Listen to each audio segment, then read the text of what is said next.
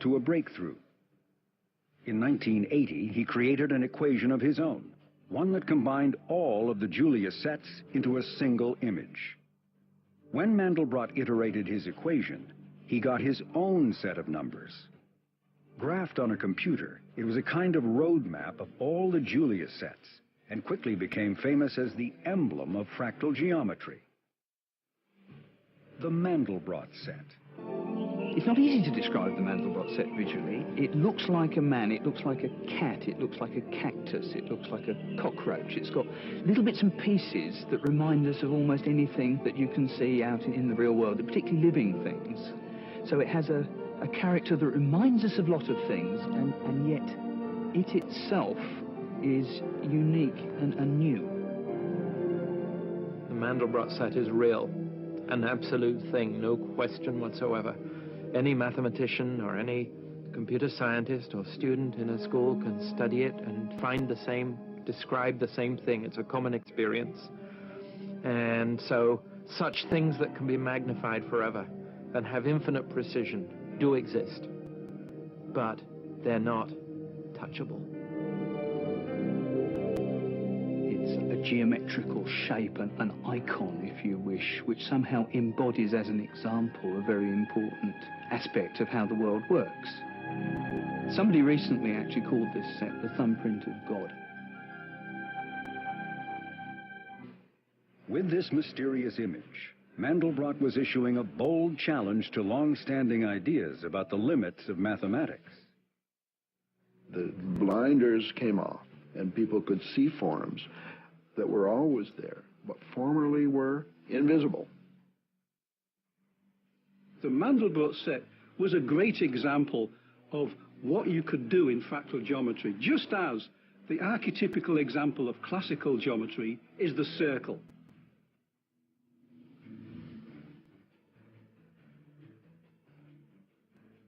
When you zoom in, you see them coming up again, so you see self-similarity.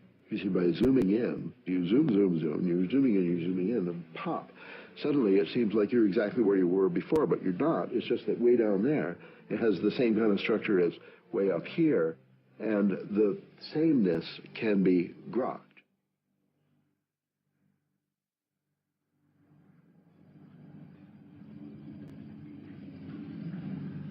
Now we'll begin our serious exploration of the Mandelbrot set. A voyage which, in fact, could last forever and ever, much longer than the lifetime of the universe. I have here the full set, about 6 inches across. Now, if I blow this up, I'll increase the magnification now 13 times, and you see more and more detail is appearing. And the interesting thing is you see mini Mandelbrots, replicas, almost identical, yet perhaps subtly different, of the original set. And I can go on doing this. Here's a magnification of more than 3,000 times. So the original picture, about 6 inches across, is now half a mile across. And no matter how much we magnified it, a million times, a billion times, until the original set was bigger than the entire universe, we would still see new patterns, new images emerging, because the frontier, the M set, is infinitely complex. And when I say infinitely, I really mean that. Most people, when they say infinitely, they mean only rather big. But this is really infinity.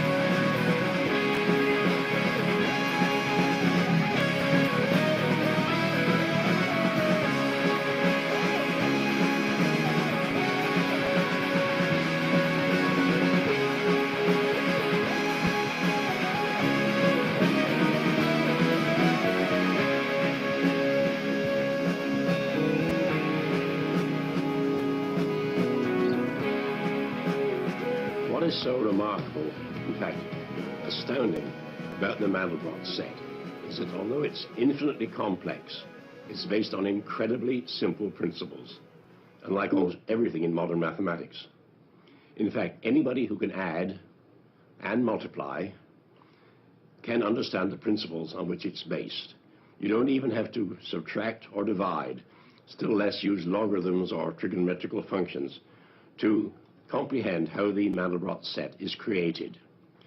In fact, in principle, it could have been discovered any time in human history and not merely in 1980.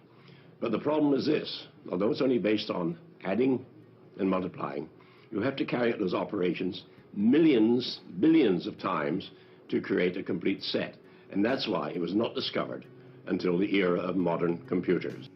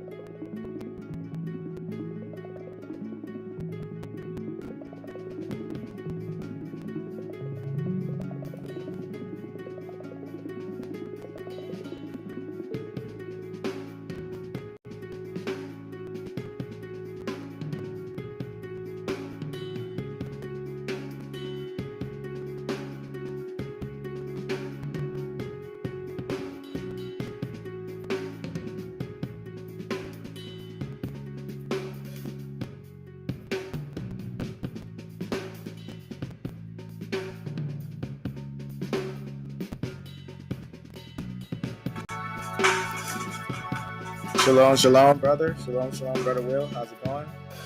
Shalom, shalom, family. So, how's it going? How's it going? Let me turn this out. All right. We're going to start a little early today. All right. Shalom, shalom, family. Shalom, brother. Shalom. All right. Let me just go ahead and talk real fast. I'm going to see if it's going to echo. Yes, how everyone's doing out there today. In the chat. Hope everyone enjoying their day. Shabbat yesterday. Yeah, it's let me try something. It's echoing. Let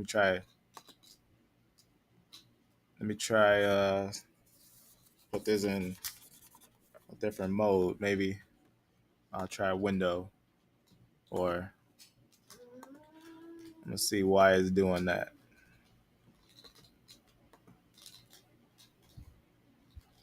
All right. Go ahead and talk, because I think it must be, I feel like it's from my end, because usually don't do that. What about now? All right, let me hear it.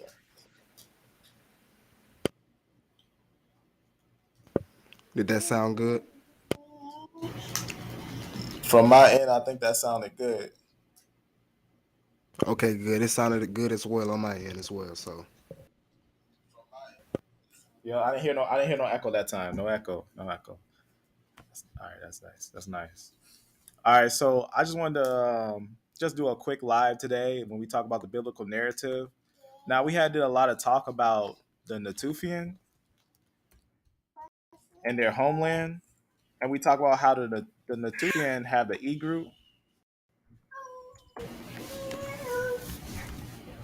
And one of the biggest things that we hear is that some people will try to relate that to the Canaanites. Now, that point of view, we have to address that point of view, is that when we think about the Canaanites, there's one scripture which next Sunday, y'all willing, we'll go over this.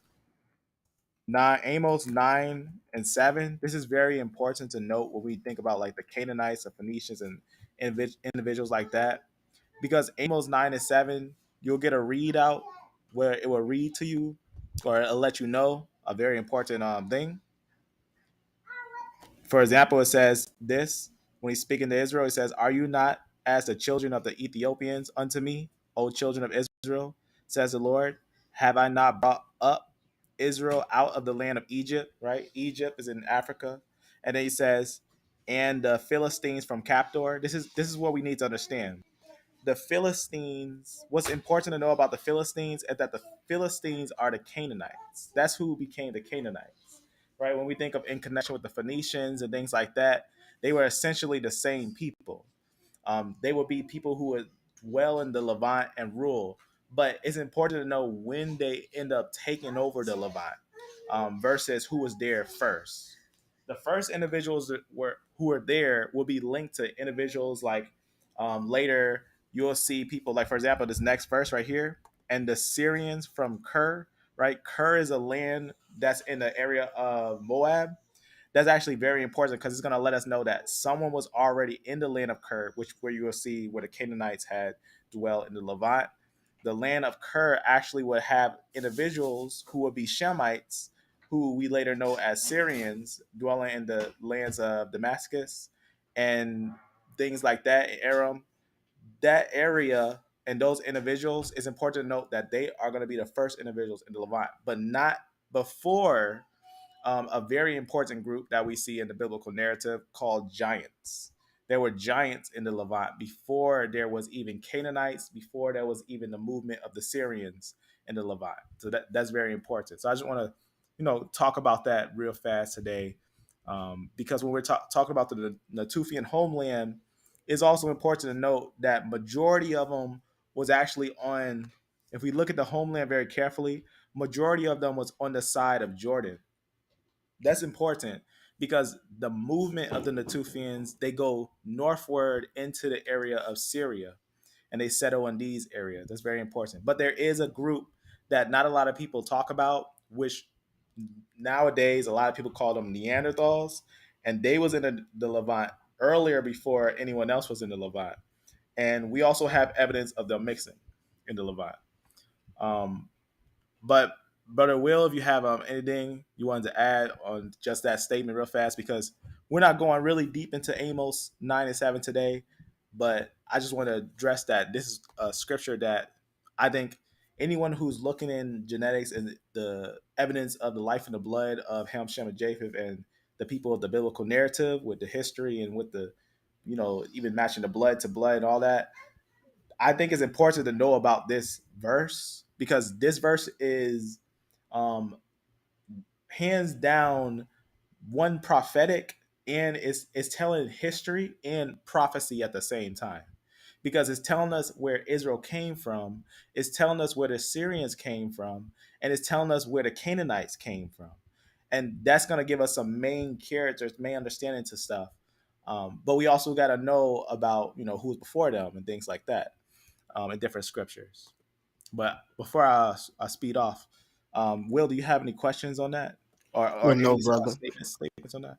No, All right. but I'm just gonna flow off you basically. Like you said, we just gonna establish the fact that E is definitely not Ham, and who was in the Levant first, and things of that nature. So I'll That's right. just tag along whenever I feel the need.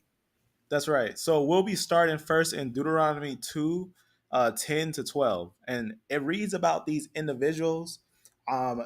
Correct me if I'm wrong how I pronounce these. What's this? The Emians? Yes, Stuff like that. And these individuals, they were in the land.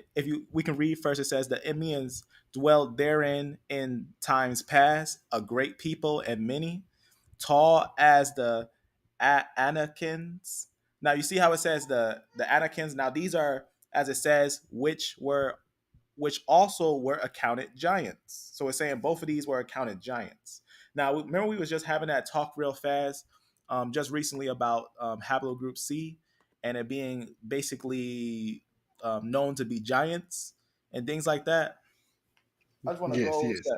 go ahead. I was going to go to this note real fast, and I'm going to point out how we already talked about haplogroup C. I'm just going to go to something here. I'm just going to go make sure I go to the right one. Just to point out something that we was talking about, the Natufian individuals are going to be human individuals. They're going to be different than individuals who we consider to be Neanderthal, but Neanderthal are going to be early people. Both of these types of people are types of early people, but Natufian would lean more towards what would start to be called modern people versus individuals who would be necessarily, what's the word I'm looking for? Neanderthals and things like that. Let me actually grab that. I got to think about which note. I made so many Right. notes. And not to cut you off, but as the sources say, the Natufians are basically the proto-Semites. So before, all the Semites started to break off into those, different lineages and languages started to disperse. Exactly, and that's exactly right. That's what we gotta know about the Natufian, and all of us today, all people today, considered modern humans. Now, that's actually a very important term. When I say modern humans, it makes a major difference between what is a Neanderthal and what is a human, right? We had talked about some of the early people in Israel. What's actually interesting is when we start looking at information like things of what's said Neanderthal and everything, we're going to get a good understanding on some things. For example, I'm just going to copy this because we have already talked about this. It's going to have those haplogroup C on it when I go to the conclusion. But I'm going to click something up here first, right up here, and go to something here from nature. So this is just talking about the misclassification about basically some of the big body individuals that they had got who they know are Neanderthals. So right here is just going to talk about some of those individuals where they say not quite Neanderthals. And basically what they were talking about on this is that they were talking about, a long time ago, right? There were some individuals there. And it's also, we're going to note that they were with modern humans. They're going to talk about these other humans are going to be with modern humans. And it's going to talk about basically emerging. And what I'm going to show you is the mtDNA that end up falling in this and becoming part of that mixture of said Neanderthals and modern humans. The reason why we want to know mtDNA is because that same mtDNA that I'm going to show you is going to be part of the, not that, now this is where we have to understand, not that when they say Neanderthals, the biblical narrative doesn't talk about Neanderthals, but it talks about individuals called giants. And that's going to be very important to understand. Let me see if it's on this part. It might be on this part of the note. Go to something on here. Okay, so right here, you can see right here where it's talking about, it says the emergence of Neanderthals is just as mysterious as their disappearance about, they'll say, 30,000 years ago. Now, I want to just make something clear. When we think about the time of the flood, now, when looking at genetics, a lot of genetics, when they start to show things from like 200,000 to 100,000 or to like 60,000, they'll say that would be considered stuff that's pre-flood. Everything 60,000 and after is modern people. They'll say technically modern people, or they'll say people out of Africa, quote unquote. Those would be people from 60,000 years and under. So like 60,000 to 20,000, 10,000, all that you see today. Now remember these time frames that I'm saying here, these are just things that you'll see sometimes, but the fossil record and the out of Africa record is two different things. I had talked about that before when we was talking about L3, that the same L3 fossil that said 9,000 years old, when taken the fossil is 9,000 years old. But when taken to the out of Africa scale, the same one that's found in Talahulula, it said 100,000 years old. So just understand what I'm saying, that there's different ways of measuring these things. But understand what I'm going to say here. So it's going to talk about a study of skulls from a possible burial pit in northern Spain offers a glimpse into early evolution of, now note what they say about them, of the big bodied hunter gatherers. Now, note that it says that these Neanderthals are big bodied, right? Their body is a little bigger, probably a little more different than humans, but they still are going to be humans who dominated Europe long before modern humans arrived there.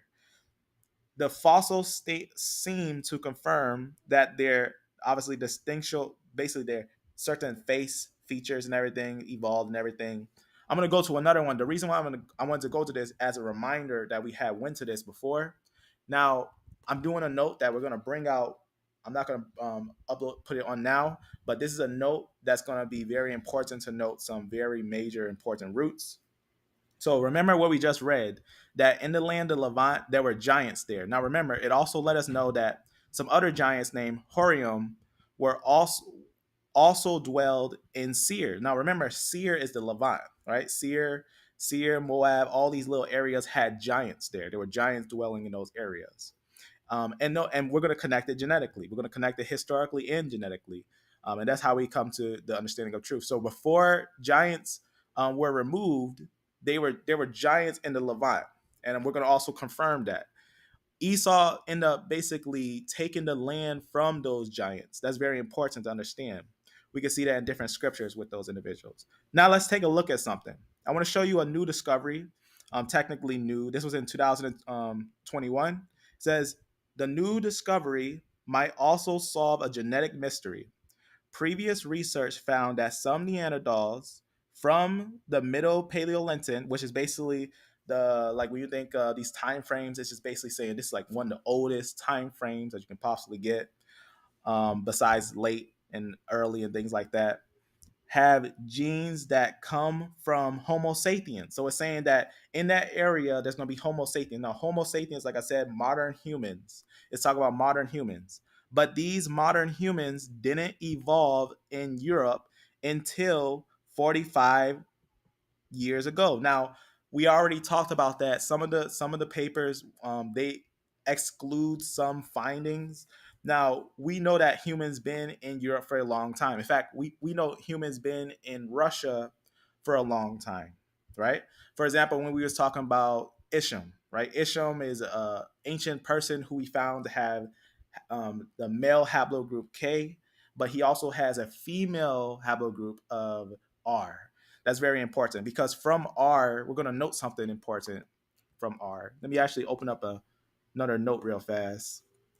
So it's going to seem like it's going to get really deep. So for those that may not get to see it all, it's important to note timestamps. But just remember that these ancient years, we can note that they did find a haplogroup common in the Natufians, E1B1B, and they know that that year, the oldest one in the origin up here, where you'll get areas where you'll have some of the Shemitic nations coming from, you'll find one that's said to be about 39 years basically old, right? That's older than any E that's ever been found. So the oldest E, just to get roots and understanding, is that the oldest E that's ever found is over here in the area of the Levant. That's just important because we're going to connect E together with what you're going to see here. You're going to see a major connection.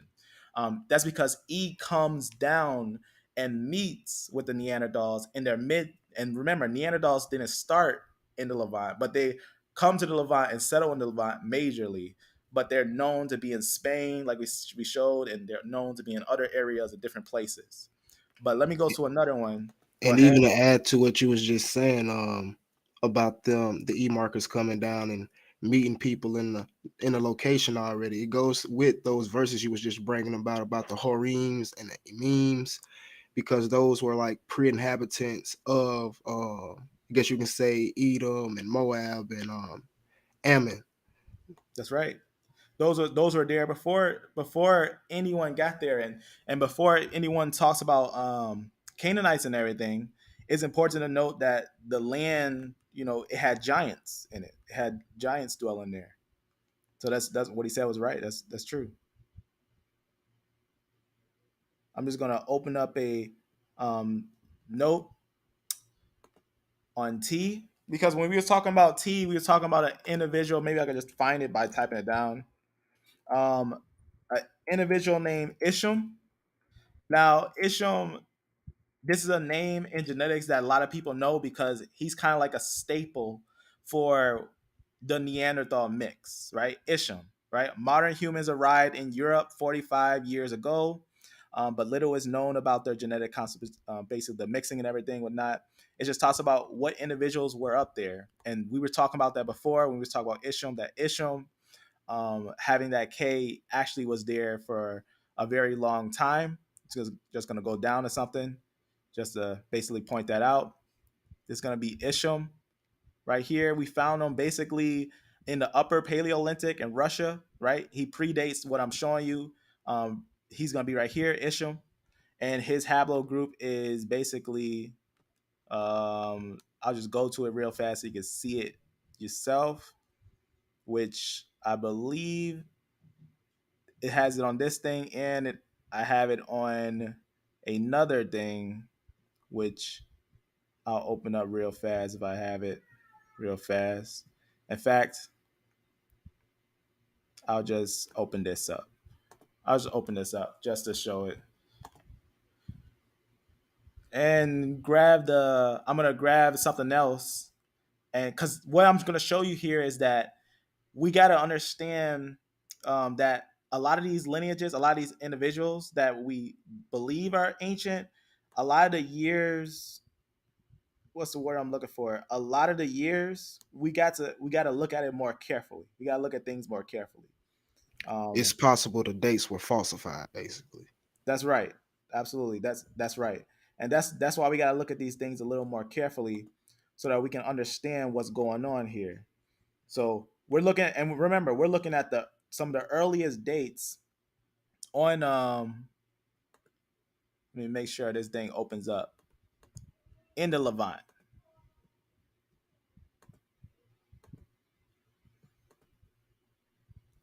I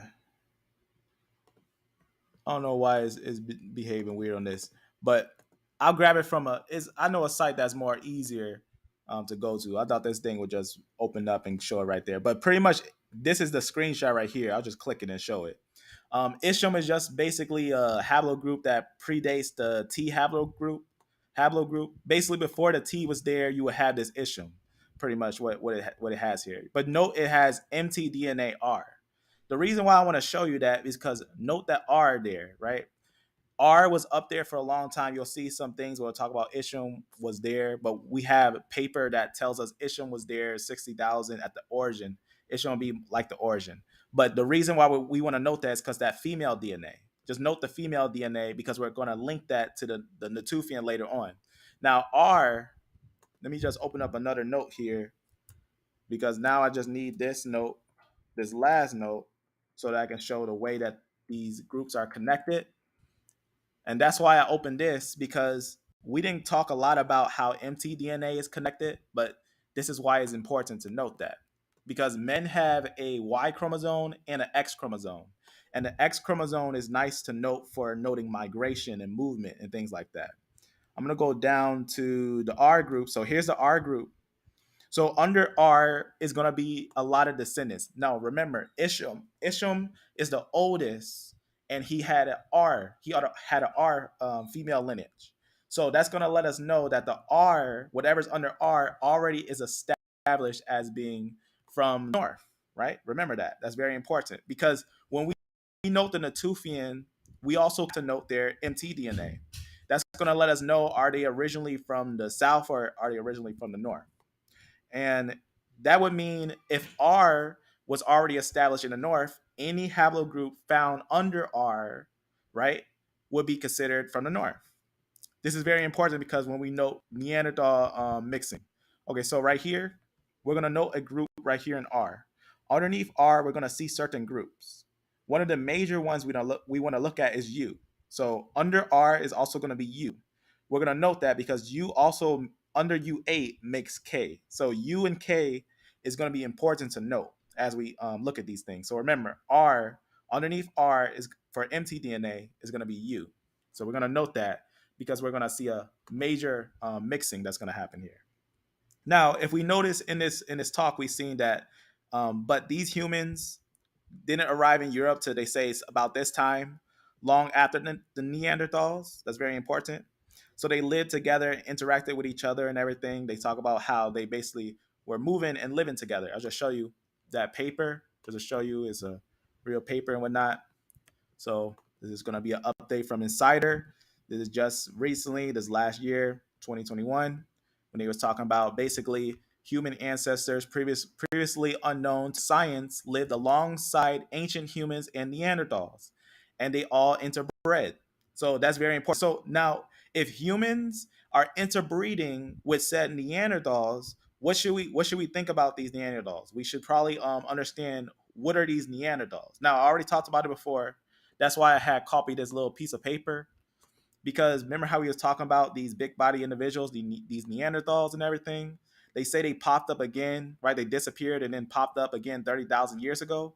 Now, what's interesting is the one that they're talking about that popped up 30,000 years ago, in connection with these individuals, with the mtDNA and everything that they say is not quite Neanderthal. We had talked about before that was the C group, right? We had talked about before that was the C group. We'll see if I could jump right to the conclusion on this real fast and just show you that C group there, because we're gonna connect the mtDNA, and we're gonna understand who was where, and what was what, pretty much. It's just a little introduction. Just gonna go down. Maybe I can zoom in on this, make it a little more clear, and then go down right here and find this part on the conclusion. That's the introduction. Fact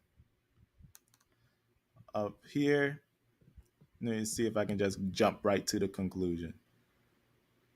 So this paper right here, just it makes a conclusion of certain individuals that were in the Levant and different areas. And a lot of them, when you think of different things, if you actually see their skulls, they're quite interesting to, get an idea of what they look like. So you can kind of imagine why, when they seen these individuals, they thought they were different, or like giants and everything. Because when you're comparing skulls, you'll start seeing different combinations of different things and whatnot. You'll start seeing different combinations of different things. But let me just get to this conclusion real fast so I can show you something on this real fast. So let me see if I can just type it down. Let me see if I can just find it real fast on this. Otherwise, I'll just scroll real fast to see if I can find it, because it shouldn't be too hard. Maybe next time I'll screenshot it so I can just jump right to it. Basically, the conclusion is this. The conclusion is this, that the C1 and C2 haplogroups is what they were calling Neanderthal. For example, here is C2 and the Neanderthals and things like that. The mixtures, I'm going to show you a paper where we're going to note the mixtures of these individuals. So this is going to be right here. So I'm going to just zoom in, because this is what I was looking for. So remember how he was talking about the Neanderthals coming from the north and everything? It just talks about basically the ones in the Middle East, the samples that they had and everything. This is what they conclude. Conclusions. Our results do not indicate a clear affinity of Taban C2 with neither Neanderthal or early modern humans. Now, remember how I was showing you how they said that it was in between a Neanderthal and modern humans? Constantly, when they say modern humans, is actually pointing more towards the said Natufians when it started to say modern humans, because you'll also see where they start to say modern humans in connection, they'll try to say African and things like that.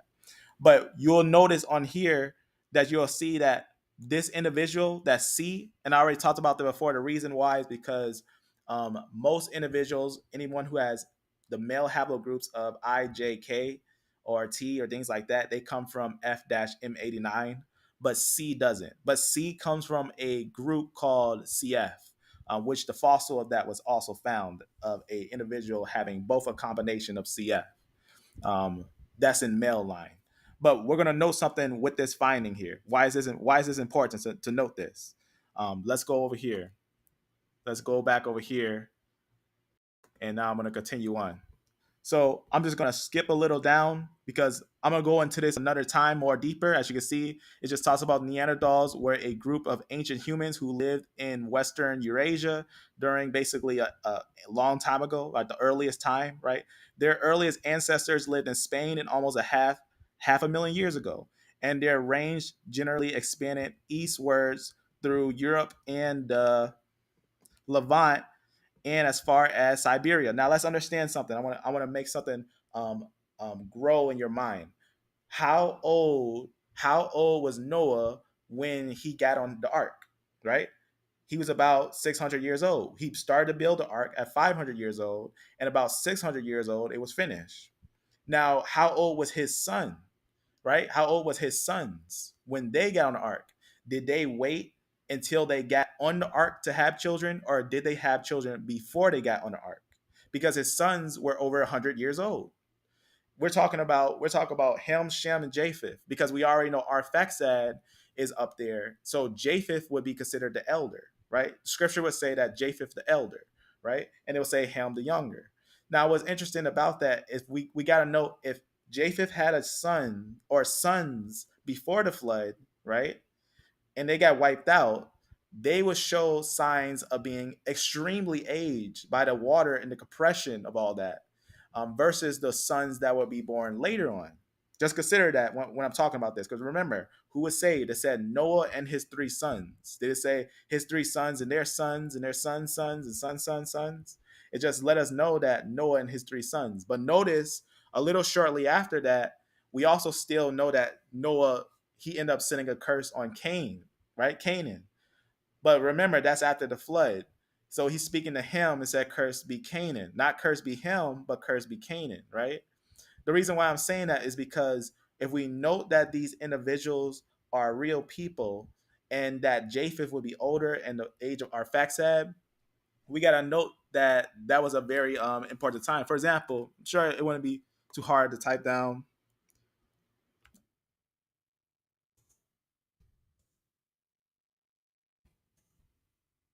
Right, Noah's age and his sons. I got a timeline with all these on it, but most people would notice when they start looking at these things, you'll start noticing the ages of these individuals was massive when you look at the scripture.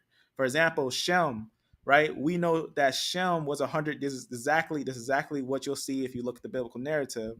That Shem was 100 years old when Arphaxad, his son, was born 2 years after the flood. So by the time Shem got on the boat, he was about 98 years old. Shem, right?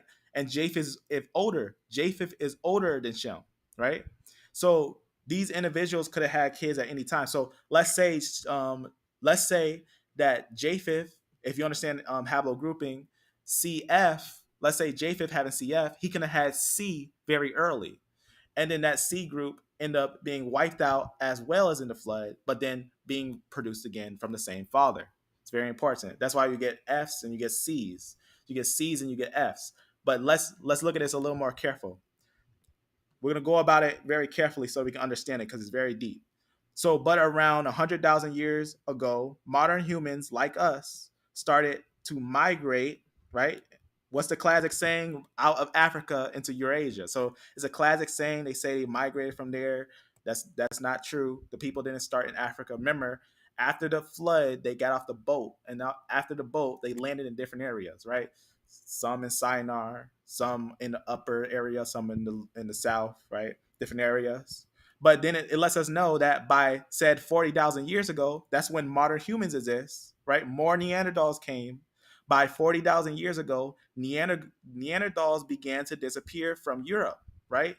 Retreating westward as modern humans moved in on their territory. So it's let us know that the Neanderthals were settled in most of these areas. Then all of a sudden, modern humans started to settle in the territory. And around 30,000 years ago, the last remaining Neanderthals in Spain died out. So it said that. So that's why I was talking about also with the mtDNA of Neanderthals and mtDNA of the said, what's the word I'm looking for? Denisovans. Their lineages are not there, but their mixes is found in the female lineage, and that's what we're gonna link today, and we're gonna see how that's connected. Because that's important when noting the root of the area. Now, I'm not going to get, like I said, I'm not going to get super deep into this part, but I'm going to jump to the information of the lineages that we find in them. So here's a little information. This is going to be from this genetic piece of information right here.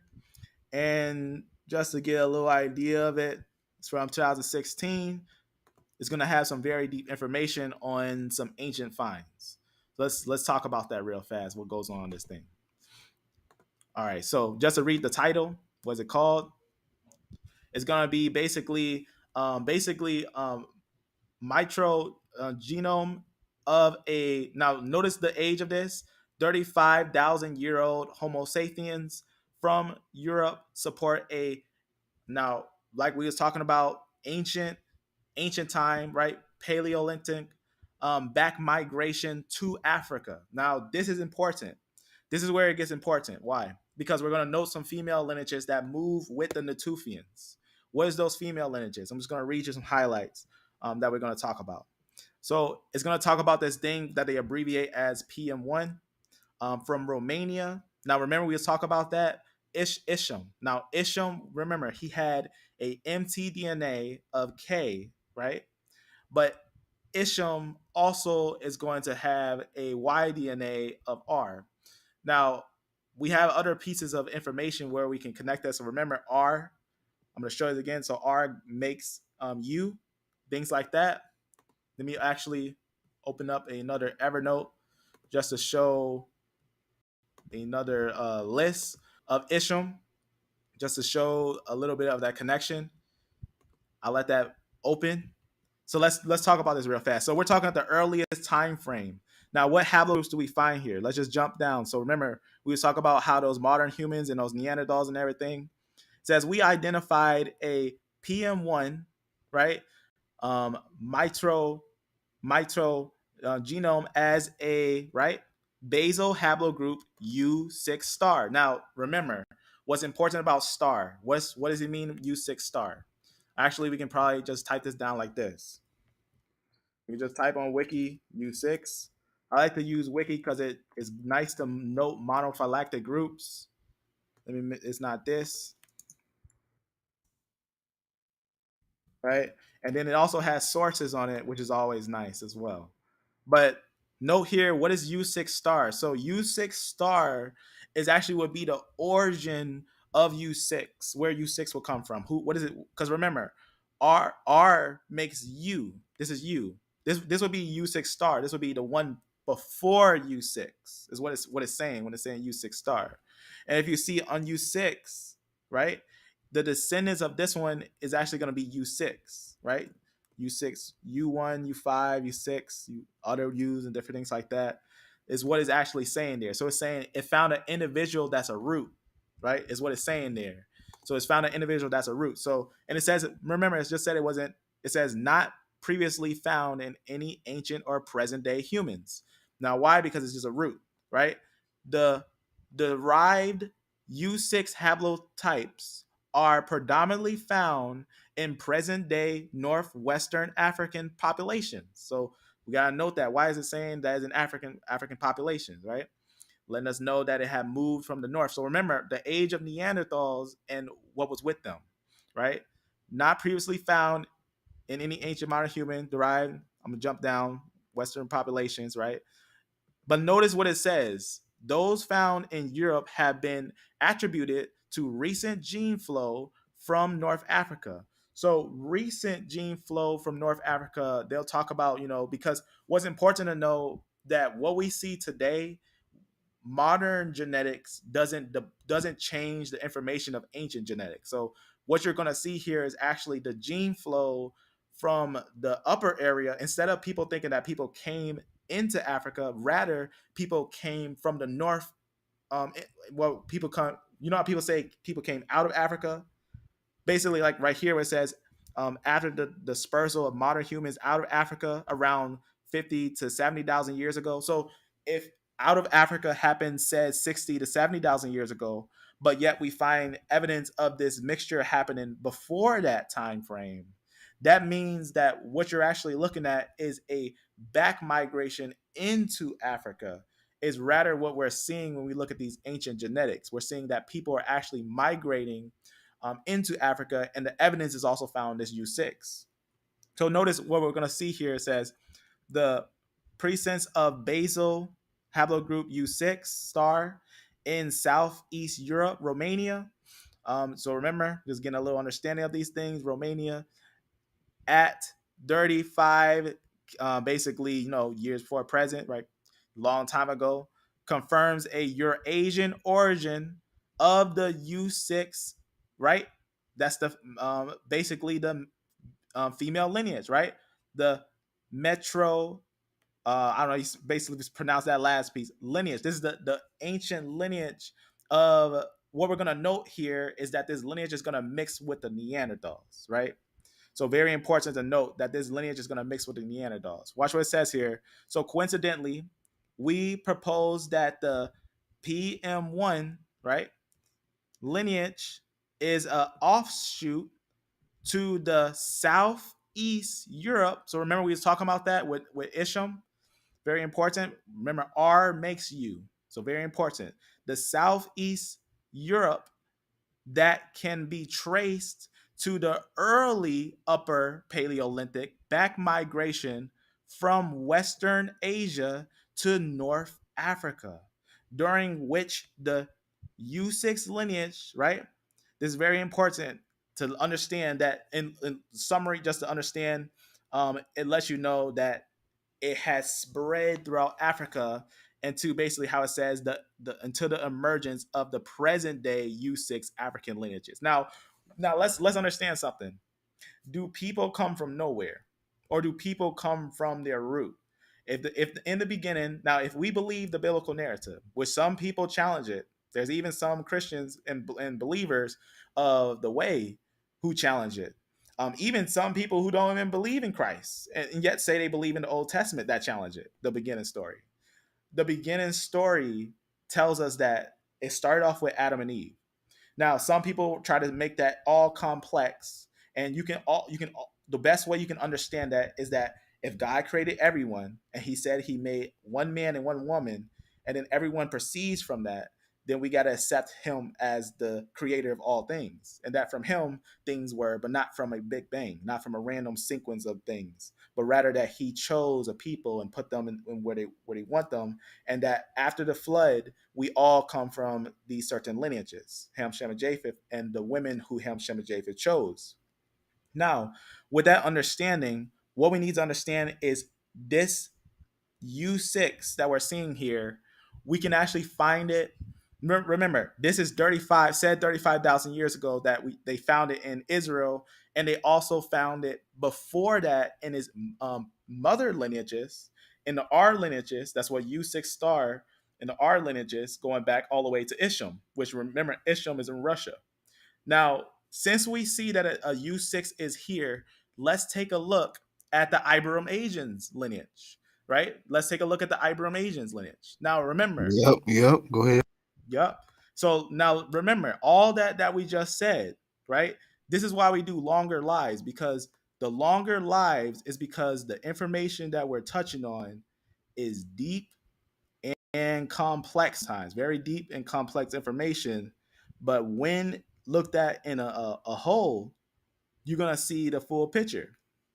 Let me just open up that note that I just had open that I had closed just recently. I'm thinking about what was it called again on that E group. But that's why we're looking at this. We're going to look at this very closely, very carefully.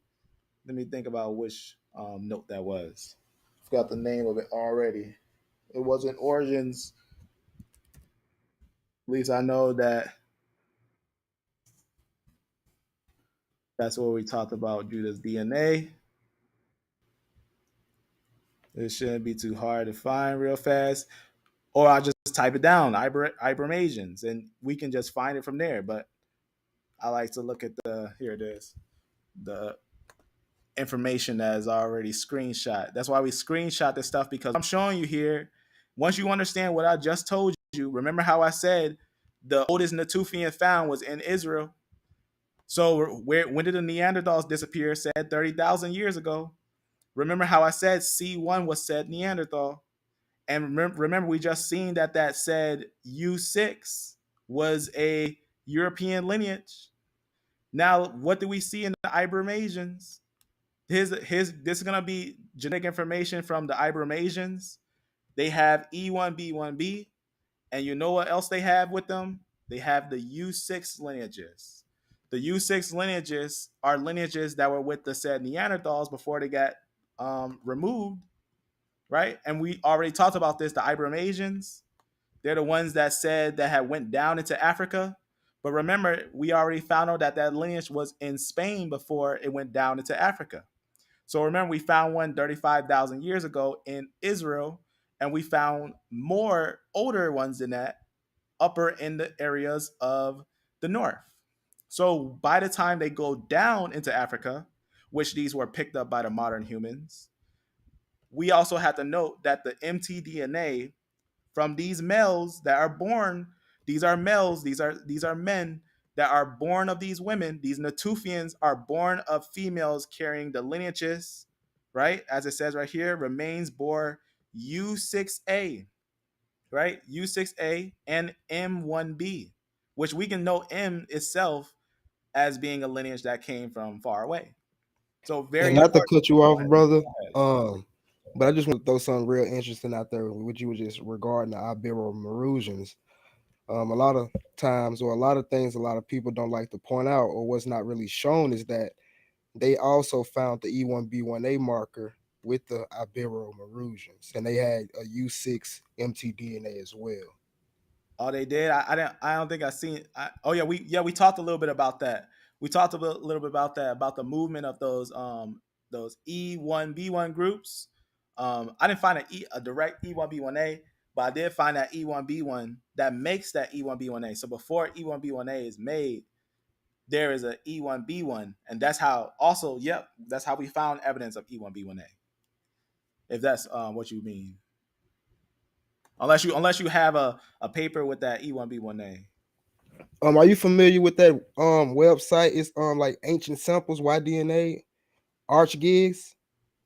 I'm not familiar. Let me see if I can share my screen real quick. It shouldn't take that long, just real quick. Hey man, no problem. Hey man, no problem. That's what also is good for brothers, because when we say things like that, we definitely have sources always to back ourselves up. That's why we always talk about these things, because it's important to know about the movements of these things. The movements. And let's see, I have it up too. So if you want to share it real quick, I'll show your screen.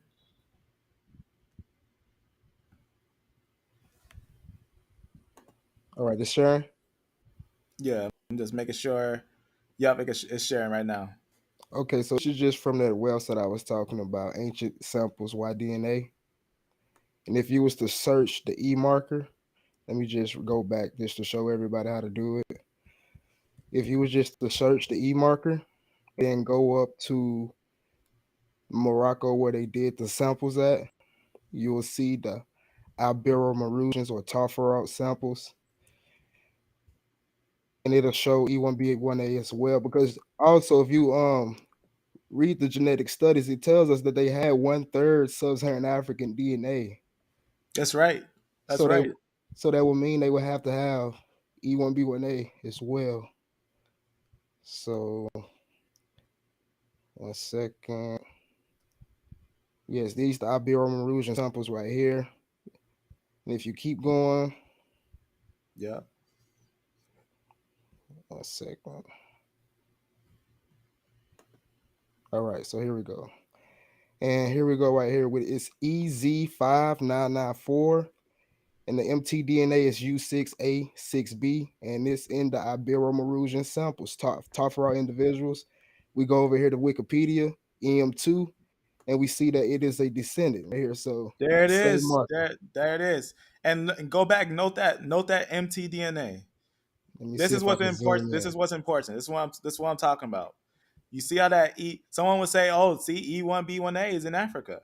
But what you're really seeing there is a highly ignored fact that when you see these lineages with a mtDNA with a European or a said European northern area mtDNA, we gotta note that. We gotta note that because that's gonna let us know origins. So this is E1B1A actually being having evidence of a migration from Eurasia. Thank you.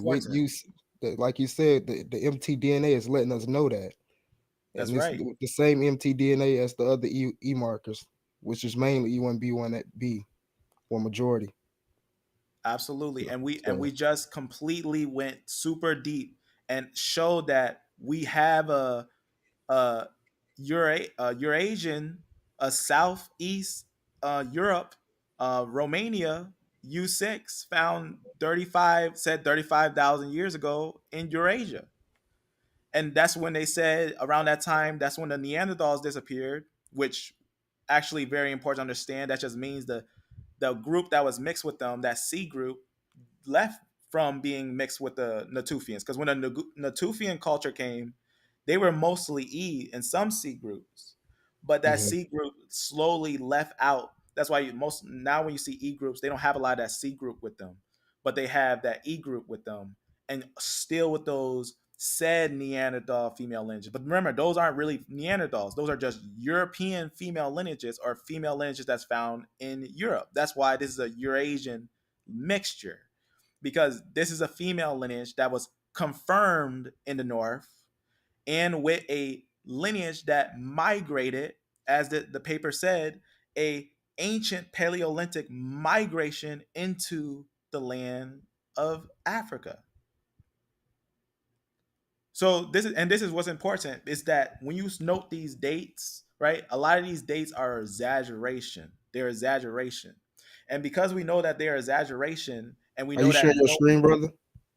oh yeah, let me do that. And because we know that the exaggeration is going to be something that, when we note these years of where people actually came from, and just from the fact of the genetics that we find there, we have to understand that there's nothing more clear than looking at the facts ourselves. Like, for example, let me show you how it makes no sense if we was to say, let's say if we was to say, now we all know, anyone who knows the biblical narrative, or anyone who's serious about the biblical narrative, they know something. They know that the world isn't old as they're trying to paint. The world's not millions and millions of years old. It's just not. It can be easily debunked by their own science. It can be easily debunked by their own science. If they try to say that plants are said hundreds of millions of years old, we can match it with said human fossils and footprints that are found at that same age. So it's something that we ourselves got to know. But let me point something out here. Let me just make a green arrow. I'm gonna point something out here. This is what I mean. So this is Y chromosome, right? This is Y chromosome. If we already had in a time frame that's said to be 35,000 years ago, and we had this E group, these two E groups, these ones down here, maybe I'll use a more brighter green. These two E groups right here, both of these matching with a female having just alone. There's other females. We can talk about the M as well, but we're just going to talk about this U6. If we find that both of these show evidence before they got with, nowadays you're seeing them with more L lineages, but before they got with those L lineages, they were with those U6 lineages that were found in the north. So remember, U6 come from N, from R, from U, and then 6. And I just wanted to make a quick point to what you just said, because today you will see that mostly the E lineages have L. You know what I'm saying? And we attribute those lineages to, I guess you can say, well, just depending on what L lineage. But my main point was to say we will have to question or answer or figure out where did these E1B1 or these E people pick up these U6 women, That's right. these Exactly. so-called European women. Where would they get these people from?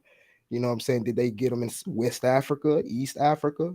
Because we don't see this maternal haplogroup in West or East Africa. Exactly. And what's important about this is that we just go to a note on this and note this list of all those ancient genetics, and kind of point this out, what we mean here in the connection of this. I'm gonna open up a PDF here of, it's gonna have Isham as well on this thing. And remember how I was showing about the way that these groups are connected? This is why it's important, because what I'm going to show here is basically, if we don't note that the way that people are connected, we might paint an incorrect picture of these things. Let me just go to something here. So you can note some of the dates on here. These gonna be modern human, but some of the earliest ones. But we're gonna note mtDNA. Now note here, when we note the U lineages and the R lineages, we're gonna note something very important with the mtDNA right here. I'm just gonna keep scrolling a little bit just to get a little idea.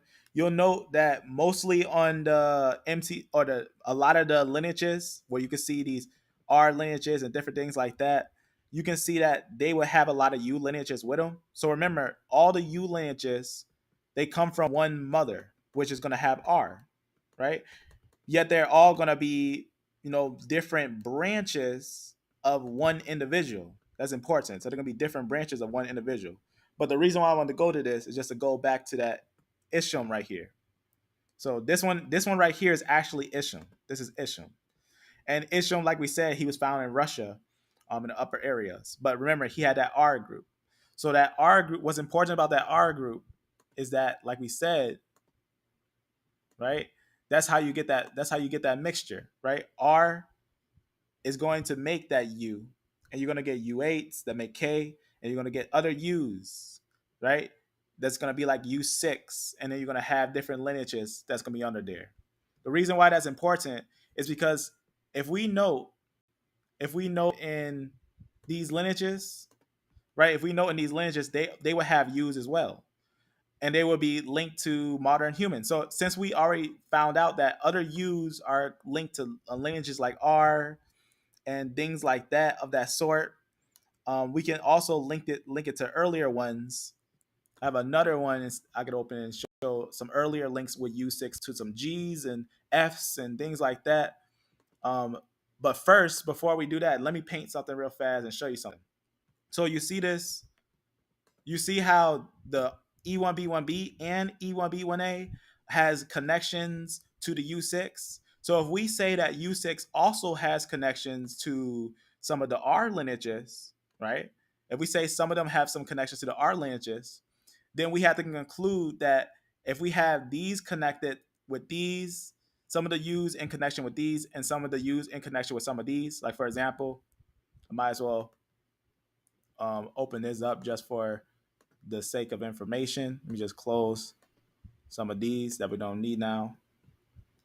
I'm going to open something up on here just for the sake of information, because the U lineage is it's almost like an ancient lineage, but it's not the oldest female lineage, right?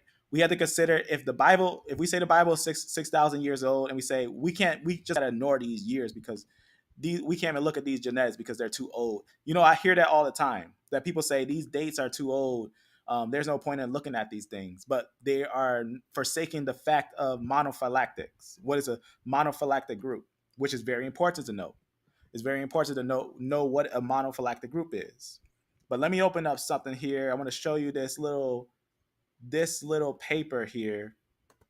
I want to show you these genetics here. In fact, I want to make sure it's this one. Yep, this is going to talk about This is going to talk about the origin of the first humans in the basically upper areas, in the areas of, you'll say, the north, right? From earlier areas. This is not the one I want to open. It's going to be this one right here. So it's going to have some of the earliest findings that they have. So let me just open this up for the DNA, list of the DNA. So what's also interesting is we also got to note that E has a lot of origins in the upper areas. But let me go to something on here just to point something out. This thing just has a couple different things on it, but I want to go to the mtDNA just to kind of point that out. This one just talks about some of the Y DNAs. They had F's and other ones there and G's and things like that. These are like some of the earliest what's the word I'm looking for? Earliest finds in some of the northern area. But let me open this up all the way so I can get that sheet with the mtDNA on here. Because this thing is a pretty big paper. But I'm going to go to it for you on here. All right. Yeah, it can be real annoying trying to look for the right tab. Where to Yeah, start. these ones with the little tabs on it be getting me sometimes. Sometimes I make a note. I probably already have a note on this thing on where is that.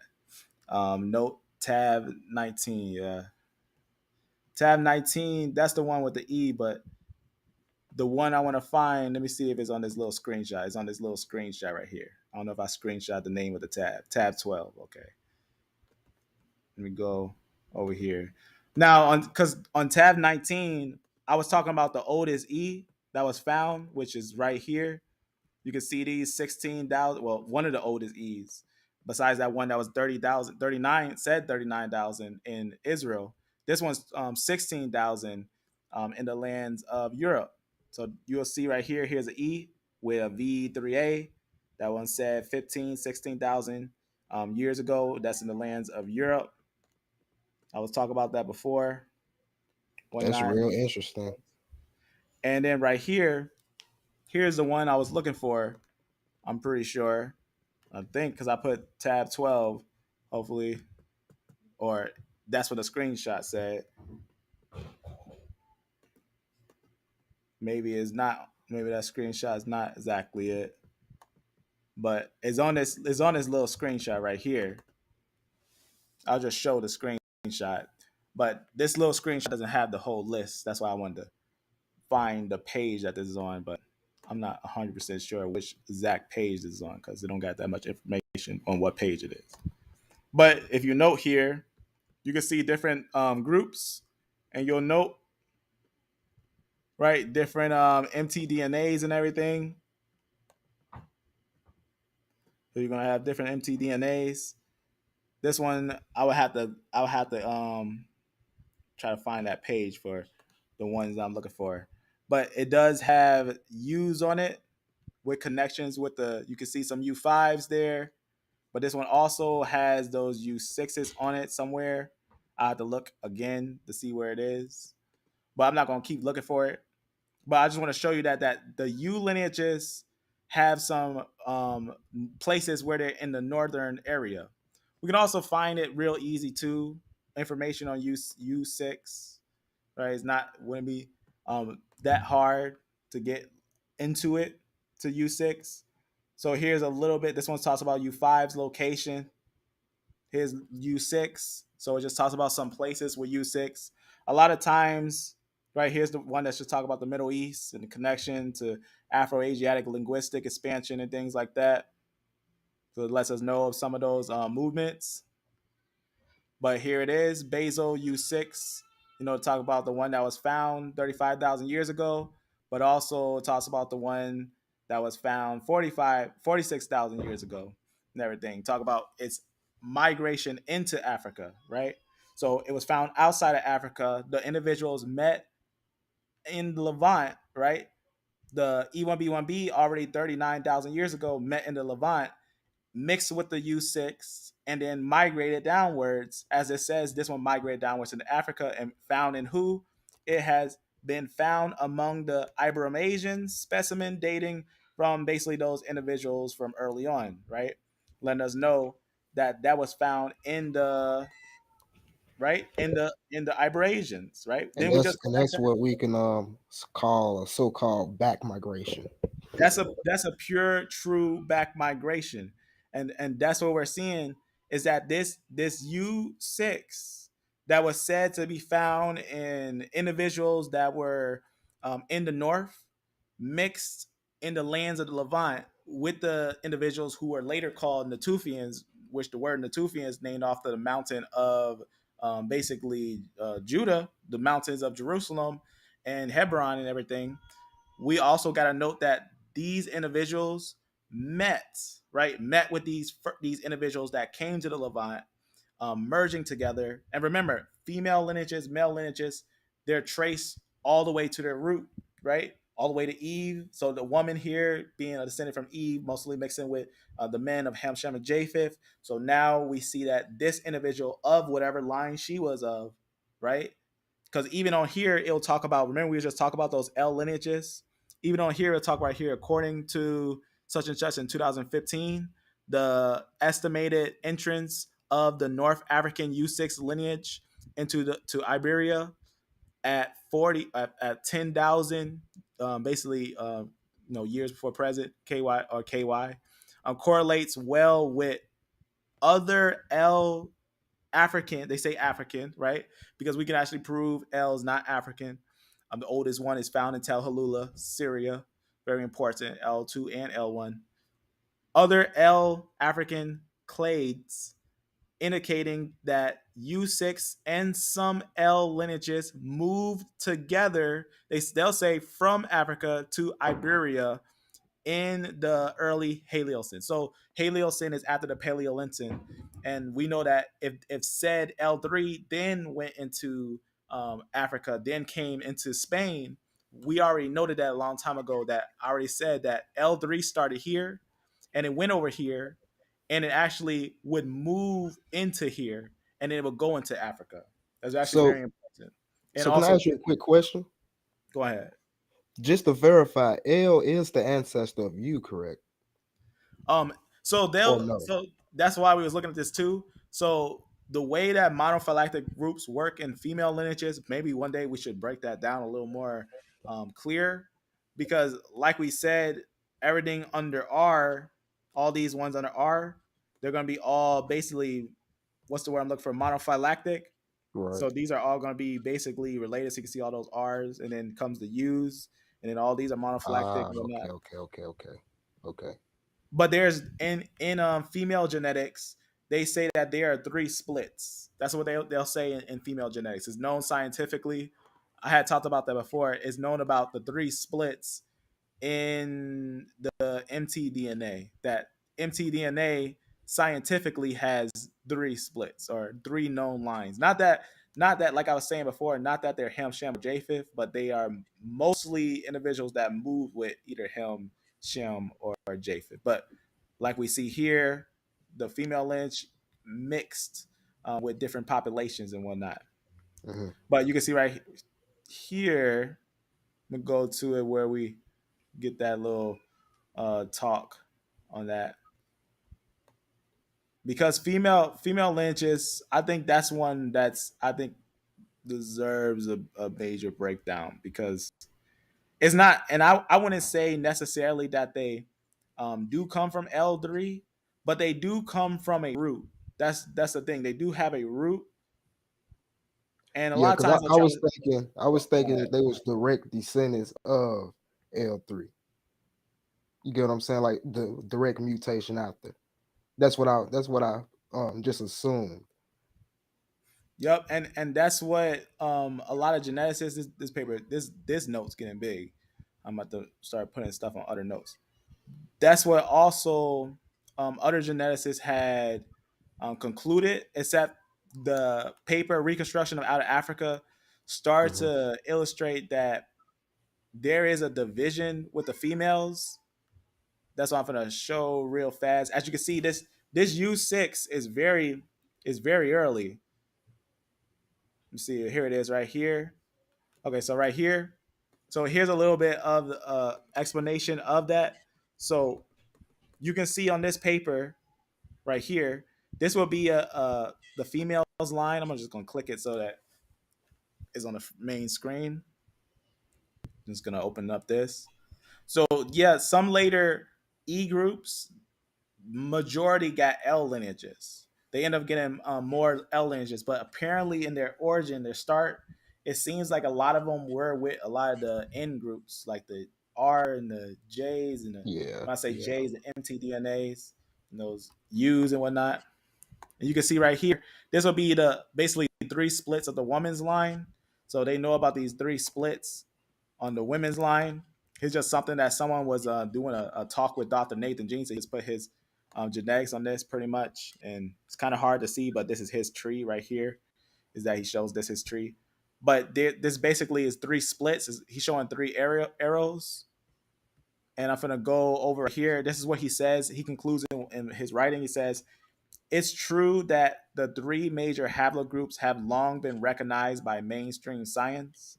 So that's just important to note when noting with the female lineages on who they could be connected to when you're thinking Ham, Shem, and Japheth and things like that. And that connection is that they do show signs of these three splits, these three different splits. That is important. That's why we're showing this with monophylactics. Right. Okay.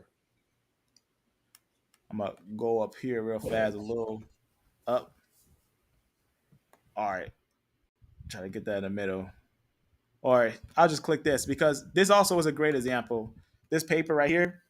So notice when he was talking about the L lineages, because they always want to make the L lineages African. They always want to make the L lineages African, even if we find fossils that shows that his origins is not technically from Africa.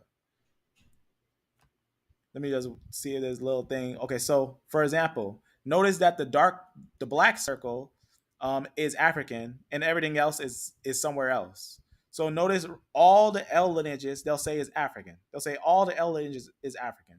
But notice the one we was talking about with the U, they say that one's from Oceania and from Europe. So they say the one that we found there was from Oceania and from Europe. And then notice we found a E with a V. That one I was showing, that one from 15 to 16,000 was with a V mtDNA, and that one said from Europe. We can also note that some of the Natufians have those M lineages, which those ones are from South Asia and from East Asia and from Oceania. So you can see what's going on there. So the one that we're looking at today is the U6, because that's also where K comes from, which remember in connection with the R lineage, which in total connection with N. So these are three groups. Is L, they'll say L, M, and N. But the way that they split, they all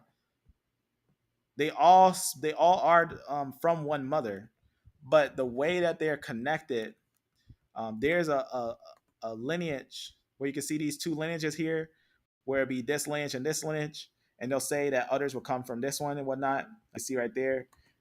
The way that they're connected is that they're all just connected to Eve, but they all will come out and they just show signs on who they were mixed with when you start noting subgroups and things like that. And maybe one day we'll go into the breakdown on how those split and everything, because that would require sitting down and breaking down itself. But getting back over here, the reason why I was painting this like this is because if we know that the mtDNA, or in a sense, U, right? The mtDNA of U, which remember U comes from R. So U comes from R. And if we know that these other lineages had it, this is why I made this, to show this, to give an understanding of this. Let's say we want to find out who is who, right? Who's a Shemite, who's a Japhethite, and all those things. If we don't look at roots and how these individuals got these mixtures, and note where they came from and where they picked up these mixtures, is that we're ignoring some of the major facts of the Bible. For example, if we believe that Ham, Shem, and Japheth were the ones that came off the ark, and we believe that the biblical story of the flood was true, that only 8 souls lived, that it was Noah and his wife, and Ham, Shem, and Japheth and their wives, then we're going to automatically have 8 people, right? 4 males and 4 females, right? Because Ham, Shem, Japheth, and Noah, and Noah's wife, and all the other wives of Ham, Shem, and Japheth. So we have a total of 8 souls that were said to be saved from the flood. So let's make an illustration. So let's say, where can we put the flood? Now remember, everyone under CT are modern people. Now, if we use the concept, which I already had illustrated before, of the Natufian, now going back to that little illustration of the Natufian, I'm just going to show this with the F group and show what I mean, that we can show evidence of a flood and that a full lineage was completely wiped out. Because remember, If we consider that there was a flood, we're considering that there were lineages wiped out, that there were lineages that were wiped out and they were destroyed, right? Because what people don't also know is that we have lineages today that are said went to the another side of the world, like C. They'll say C also came to Americas and stuff like that, went all across the world. But understanding this, when you're thinking about the ancient people, right? If you look at their genetics, all modern people stem from one branch, and all those people live today. But there is no branch of anyone who is a direct Y-DNA or direct mtDNA of a Neanderthal. Like I said, Neanderthals were wiped out 30,000 years ago. So no one today is a said Neanderthal. Yet all modern people said supposedly popped up about 30,000 years ago. So maybe is that the time frame that they're timing these things is because, remember, when we think about the biblical flood, we also got to know that before that time the world was different, right? That's one of the biggest things that we have to also understand, that the world wasn't this way throughout all time. It said that the world didn't rain before. It was watered by a mist, right? You had dinosaurs and different creatures there. It said you had great giant whales. It said in Genesis that he made giant whales at that time and different creatures. He made all the creatures. So everything was finished. So after the flood, a lot of those creatures, which we still have evidence of, was wiped out. And a lot of it was by a flood. Because we can still find said dinosaur fossils and different fossils that were destroyed by a flood. And they'll show a lot of them being destroyed by a catastrophic flood. And even in areas of Levant, you can find still evidence to this day about a catastrophic flood that went on there. There's a lot of evidence of floods throughout the world and evidence of the fossils on mountains. And also we have evidence in genetics of a complete family tree wiped out, completely gone, every last lineage of them gone, wiped out. And yet we have people surviving. The reason why I'm showing you this is because we talked about this. The Neanderthals, right? The female lineage been there since the beginning, right? They've been there since the beginning. And they kept on mixing and mixing and mixing and mixing, having different mixtures from the male, getting different alleles from the male or different combinations from the male, right? Going to different recombinations. By the time we have individuals today, modern individuals today, the other individuals are going to be so far gone. But yes, if someone mixed with, let's say the male, all the males of Cain was wiped out, and then yet Cain had daughters, right? And let's say one of the daughters, one of the individuals, maybe Japheth, picked up, and she got on the ark. She would show information from times past, but she would not be a direct descendant of Cain, if you understand what I'm saying. Because remember, Cain, even he had to get a wife. It's not that he had to get someone from him. He rather got someone who was there with him. So that's just important to note. What I mean is that Cain himself, right? He's a male, right? But a female would come from Eve. So Cain would come from Adam. He would have a Y chromosome. And the X chromosome he would get would be the mixture from Eve. So that's very important. So the male's line is a Y DNA, and the female's line is an X DNA. And the X is always going to be from the mother.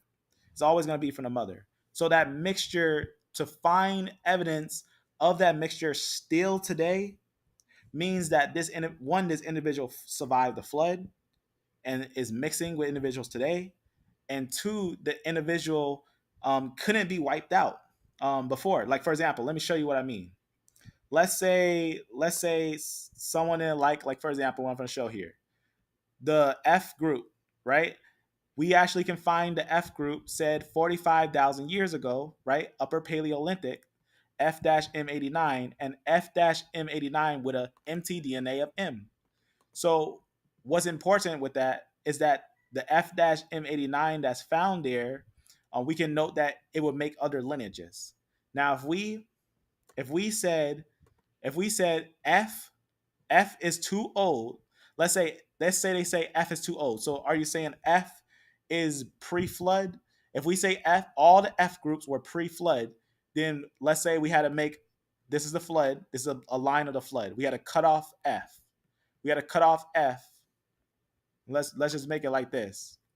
We got to cut off F and say that basically these make their self. It's saying that after the flood, we have to ask ourselves, is any of these Noah? Is after the flood, we're going to get 3 lines from here and get Noah? No. The reason why that's important is because that's what people do when they say these are too old. When they see one of these and they see one that's quote unquote said too old, they'll say that, well, that's too old, so we can cut the line right there and try to find one that's quote unquote to our time or to the biblical time frame. Just because we see a go ahead. Not to cut you off, but even I like to bring out to people that even if it's too old, or even if you like to say that, we still can say that it's in a certain population today, just based off haplogroups being monophyletic. That's right. That's right. And basically what that means is, I'm just gonna make 3 lines here. So let's say I'm gonna put 3 time frames here, but it's gonna be the same group. So this same group is gonna be E1B1B, right? I'm gonna put 3 E1B1Bs, and I'm gonna show you something what I mean, what we mean here. Another one right here. I'm gonna show you what we mean here. So let's say we have one of these E1B1Bs right here said 39,000 years old, right? Let's say this one said 39,000 years old. And let's say this one is said 8,000 years old, right? In fossil. So said this one's 39,000. This one said 8,000. And let's say this one said 1,400 or 1,400 or 1,400. Let's say this one said 1,400 years. Or this one says 1,000 years, whatever. Okay, so let's say we found one 3,000, this old, this old, this old. And they're the same. All of them will be the same. I don't know why I missed a 1 on this, but you know how it goes. I'm gonna fix that a little bit. It's 1 supposed to be there. So let's just say that all these are E1B1B. Are we going to exclude this one because this one's older and just jump to this one and say this more fits like the biblical time frame? So we're not going to look at this one, but we're going to look at this one because this one seems to fit the more biblical time frame. What are we saying that this one came from? Are we saying that this one was pre-flood, or are we saying that this one was just some people that's not connected to this? That doesn't make any sense. So to disconnect, if all these are E1B1B, the time frame doesn't matter, because the time frame, if these are all modern humans from modern humans today, right? If we consider that any one of these people must have came from Noah, then we have to consider that the E-lineage that we have here is going to be considered from Noah, right? It doesn't matter what year they try to put on there. If it's E1B1B, it's going to be from Noah. That's very important. Now, why is that? Why is that important? Because if we want to link them to their root, right? Let's say we want to bring them to the ancestor. Let's say we want to find out if this is Shem or if this is Noah. We just got to find out, is it in a living person today, right? Is it in someone living today? And yes, E1B1B is in a large portion of people today. So if E1B1B is today, what should we ask ourselves? We should ask ourselves, is E1B1B from Ham, Shem, or Japheth? It shouldn't be something where you're asking a question, are they someone pre-flood? Because it's in someone today. Otherwise, there would be no flood if it was in that sense. If you were to say that basically, I'm not even going to entertain the question, but understand is what I'm saying here. E1B1B, right? If we have E1B1B in a time frame that's this old and a time frame that's this old, we have to still connect them. We have to connect them because it's going to be a root lineage. It's going to be a lineage that's leading. We have to understand that these years are not right. That's what's the most important thing to understand. Is because we can do a straight live. If you want to see us debunk the Big Bang Theory and the understanding of these years, we can do that in a full concentration of it and show you that even the scientific method destroys itself. People know this, and people that look into these things know that the scientific method destroys itself. Because, like we said, if these are all modern people today, right? We can't just have one that say, "Oh, this is too old, so we can't use that one, but we'll use these ones because that one's too old. We can't do it like that. We got to understand, if we cut off F here, none of these would exist. Is what I'm saying here. If these was said pre-flood, all these would be wiped out. But if we did it in a way that makes more sense, like what shows in the fossils found at Dirt Cave for the said Neanderthals and Denisovans, which were individuals that were wiped out, right? We know that every male line, female line technically was wiped out. But also remember what I said with the understanding of the misclassification of C1 being Neanderthal, which it wasn't. But the actual classification of the Neanderthal lines are wiped out. So all these lines, as it says, Neanderthals died out, said 30,000 years ago. So they say they were destroyed, they were gone, they were wiped out. And all modern humans today are going to be descendants from basically what is called BT and CT. So from BT and CT, or as they would try to say, lineages coming from A00, they'll say that those lineages would lead us to people today. Do you see what I'm saying? So we can't cut off any of those lineages. We can't say that any of those lineages were pre-flood and they don't exist today. Is what I'm saying. We can't say that any of those lineages were cut off and don't exist today, right? Basically what I mean, let me just go to the Y DNA just to double confirm what I'm saying. Go into this picture real fast one more time. Every E1B1, every lineage that we see today that are modern humans are people that we have to consider as after the flood, right? Because if we consider the flood a global flood that destroyed all people, then we couldn't find an E1B1A today if it was pre-flood. If you say that this one was pre-flood and this one was not, then we're concluding that the individuals today shouldn't be here today because there was a flood. So think about the complexion of that thought. The reason why I'm saying that is because like I said, we can't cut this off. And going back over here, this is what I mean. So they'll say that everyone came from these early lineage. There's a stem right here. I'm gonna close this. There's a stem here, and this makes A00. But what you'll notice real quick is this is why we went to the Outer Africa reconstruction of Outer Africa theory not true, because underneath this stem, they'll say that everyone's underneath this stem, but this is gonna be your leading to your A1 and A0T, which we already proven does not link. These don't link like this, because they're trying to link it with this A0. But notice what they'll put on A0. Notice that this is 100% of the tree, but this one is how much percent of the tree? This is 0% of the tree. This is A00, and they say is 0% of the tree. The reason why is because the way that they break, if you open this right here, and this is why it's important to look at an unrooted chart. If you open this, you'll find two lineages here. This BT and CT. These are actually the roots. This is where all modern humans stem from.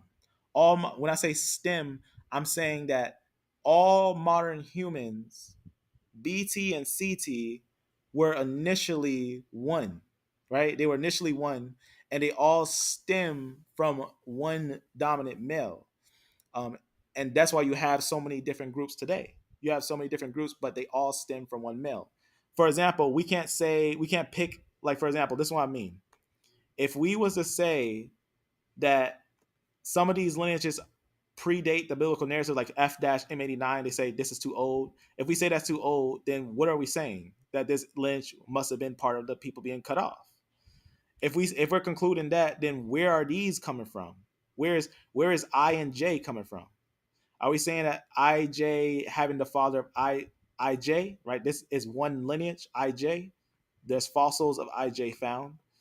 IJ being one person, are we saying that this one person having IJ was Ham, Shem, or Japheth, right? We got to ask ourselves, is that going to be Ham, Shem, or Japheth? If we say Shem, then everything underneath it is Shem. If we say Japheth, everything underneath it is Japheth.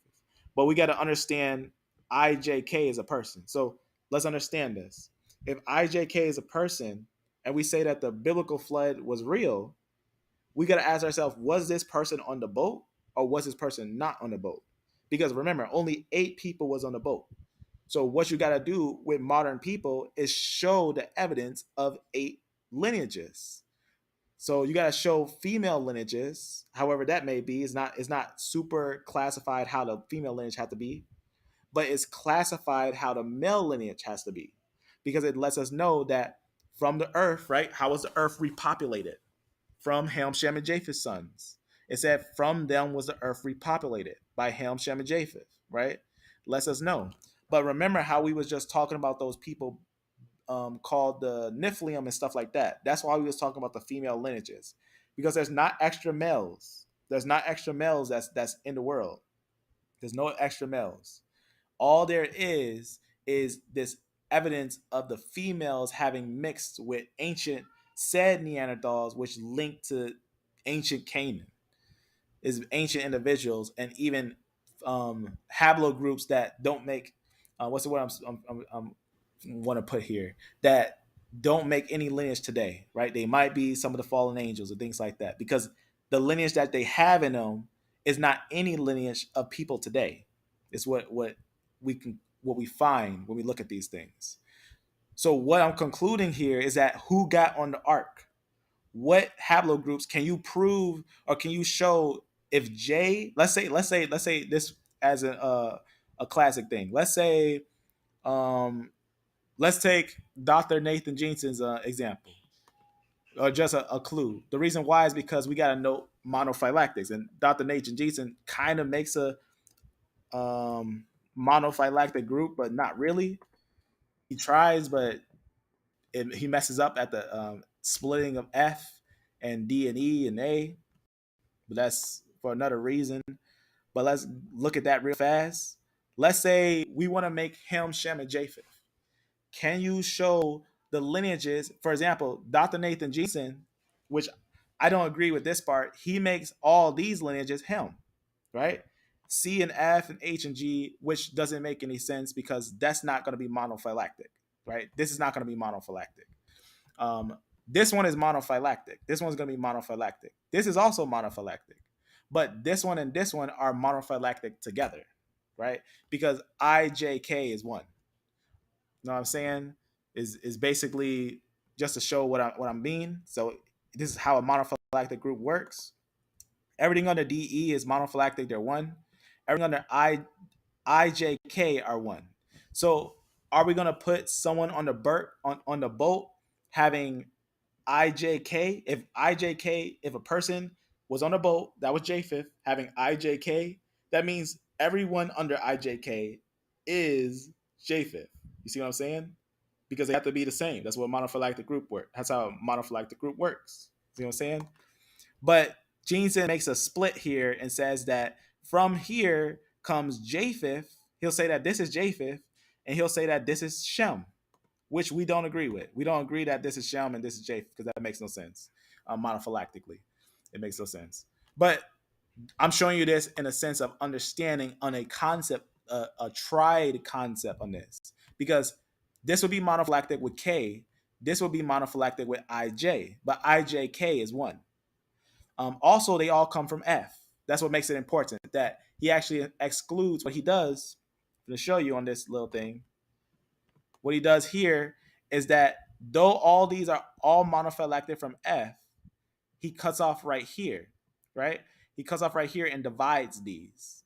So basically, it's like doing this. It's like doing this. It's like making a flood here and basically cutting off these lineages and somehow, some way, moving them over to this side, which that's counting steps and it doesn't make sense. So that's what he did. He basically cut it off here, made these Japheth, and made these Shem, which that would say that Noah would be the split from here, which that's impossible because Noah makes Ham or said Ham, right? So if this one's not going to make, because we already concluded that IJK doesn't make D and E. That's very important. Just to confirm that what I mean there, we already went over that when we went over how IJK doesn't make D and E, right? We had talked about that. He chopped the whole CF lineage up to Ham, Shem, and Japheth. You see what I'm saying here? You see what I'm saying? And that's why we're going over this information. Because anyone that's looking at these things, you can ask a geneticist. It would make no sense, right? Here's a little statement right here for that IJK. I said IJK is grandfather found in Sidon BA. Is IJK the ancestor of J and K groups? As we know, K makes R, A, and basically and LT groups, because K makes R and LT groups. Go down a little bit. I'm gonna go down to where he just answers the question right here. So right here, just to make it clear, F makes all lines of IJK, and he just says, you can see it on our public haplogroup tree, just showing you that classic tree from that family tree site. IJK descend from F-M89. You can see that. That's a true thing. So F-M89 is automatically a father of IJK. That's just something that's important. So is a Hamite making a Shemite and a Japhanite? Right? Because that's what apparently to the Jensen's paper, a Hamite is making a Japhanite and a Shemite. And that's why we had to find out that A and B doesn't make CT groups. That's important because we can't make it up. We can't be saying A and B are Hamites, yet if A and B made all these, we can't say that. But because we know the way that it actually splits, that A and B does not actually make CT and CT makes CF, right? That's important to know that CF and DE, which come from CT, are not going to be made by B and A groups. That's very important. That CT is actually the start, it's the beginning of all groups. That's an important thing to know because what we're concluding here is that back at CT, which is right here, all these are one monophylactic, but there's going to be a split here of CF and DE. These are two different groups, but remember, B and A doesn't make CT, yet CT makes CF and DE. So that means that that's a stop right there. That means that these are not connected with these, and you can't do something like this. You can't take this one, this one, this one. Let me just show it. I'm counting steps. This one and this one, and say that these are Hamites. You can't do that. You can't say these are Hamites, yet F-M89 is the father of this one. So we got to understand how they split and how they make each other. And that's why I was showing you that, because you can have sometimes that a geneticist messing up their own genetics. And understand, I think Dr. Nathan Jensen is one of the better geneticists who looks at these things honestly to the best of his ability. But monophylactics, connecting the biblical understanding of Ham, Shem, and Japheth with genetics is starting to happen recently. Dr. Nathan Jensen is one of the few that's doing that, and others that's making a group monophylactic, basically making it one family. You got to connect the family to his root, to his father lineage. Right? Now, and even Dr. Nathaniel Jensen himself, he stated that all modern humans come from three ancestral nodes. So, in his opinion, this graph is monophylactic. But what he's not taking into account is the mutations and how these groups are related. Like all those haplogroups that he has under, like all the way down from J to R, they all have the M89 marker, including CF and HG. That's You see what I'm absolutely right. saying? And we know D and E have the YAP markers, so that, you get what I'm saying. So it's real confusing once you get into it. Yeah, and that's what makes it important too, because when we know, going back to over here, if we know that at this group right here, some people try to make some of these Jews. Some people know that these are Japhanites. Some people try to make part of them Jews. Some try to make part of them Japhanites. It seems like they're always conflicting because they want to make some Jews and they want to make some Japhanites. But what they don't want to do is make it monophylactic. Because if we make one of these Jews and make one of these Jews, the only way to make that monophylactic is make these from Shem. And we can't do that because then where is Japheth? Not just that, we know who's Japheth. We have multiple pieces of evidence that we can prove who's Japheth genetically, historically, all together with the Bible. So we know that, and we know that a lot of these lineages here are Japheth. You know, a lot of these lineages are connected with Japheth. But they'll try to make some lineages Jews.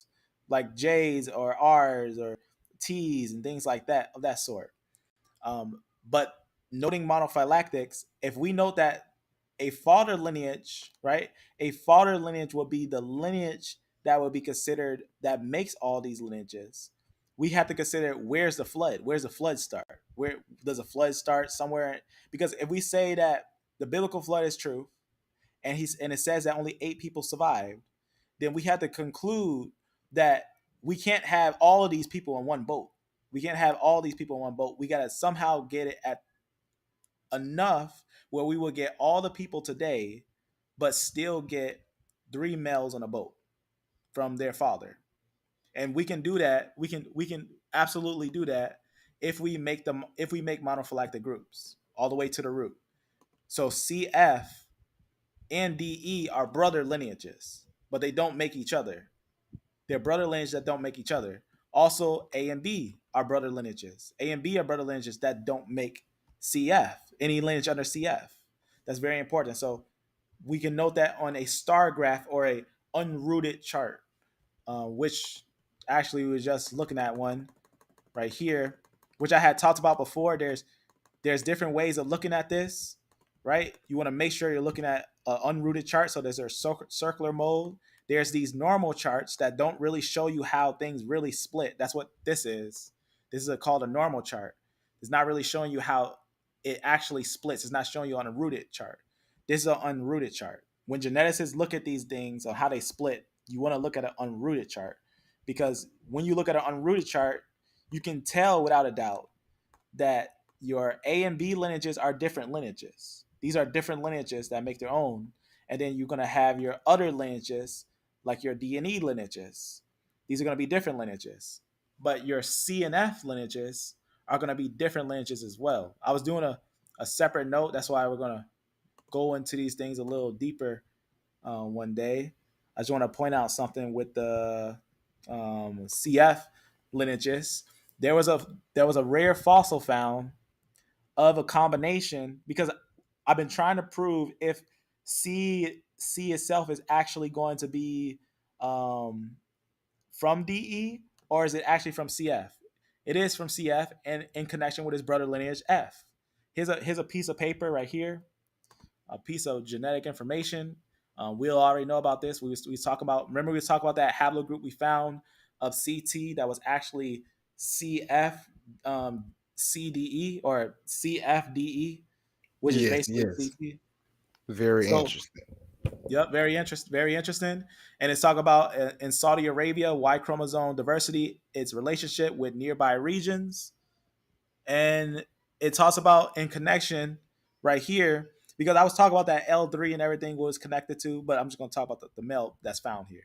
It says the basically talk about the two derived. Remember how I talked about EM96? EM96 is the root of all E lineages.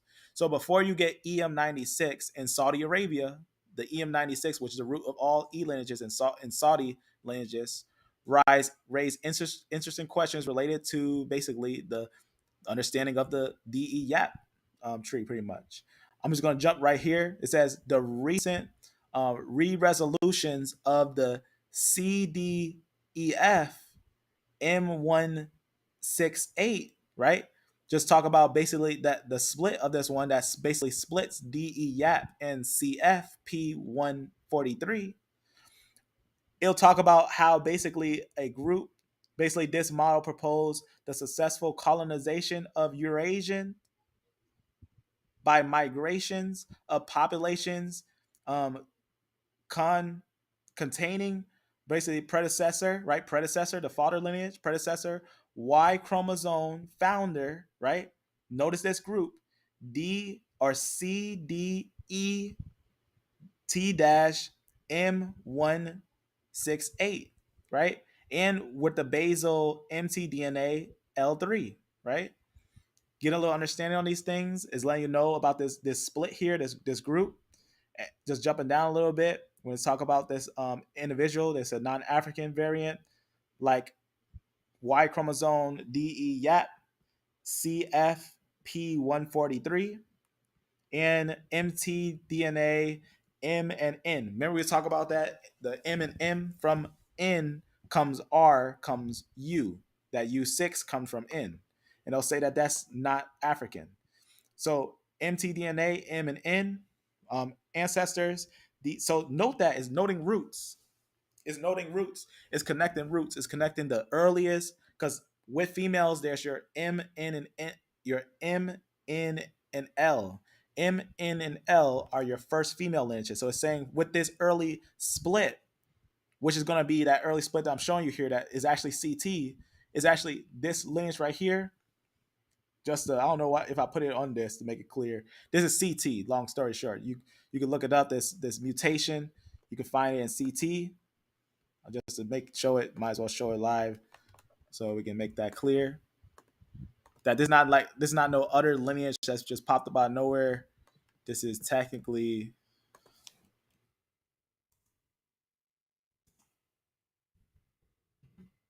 I'm gonna put this down real fast. Right here, this is technically CT.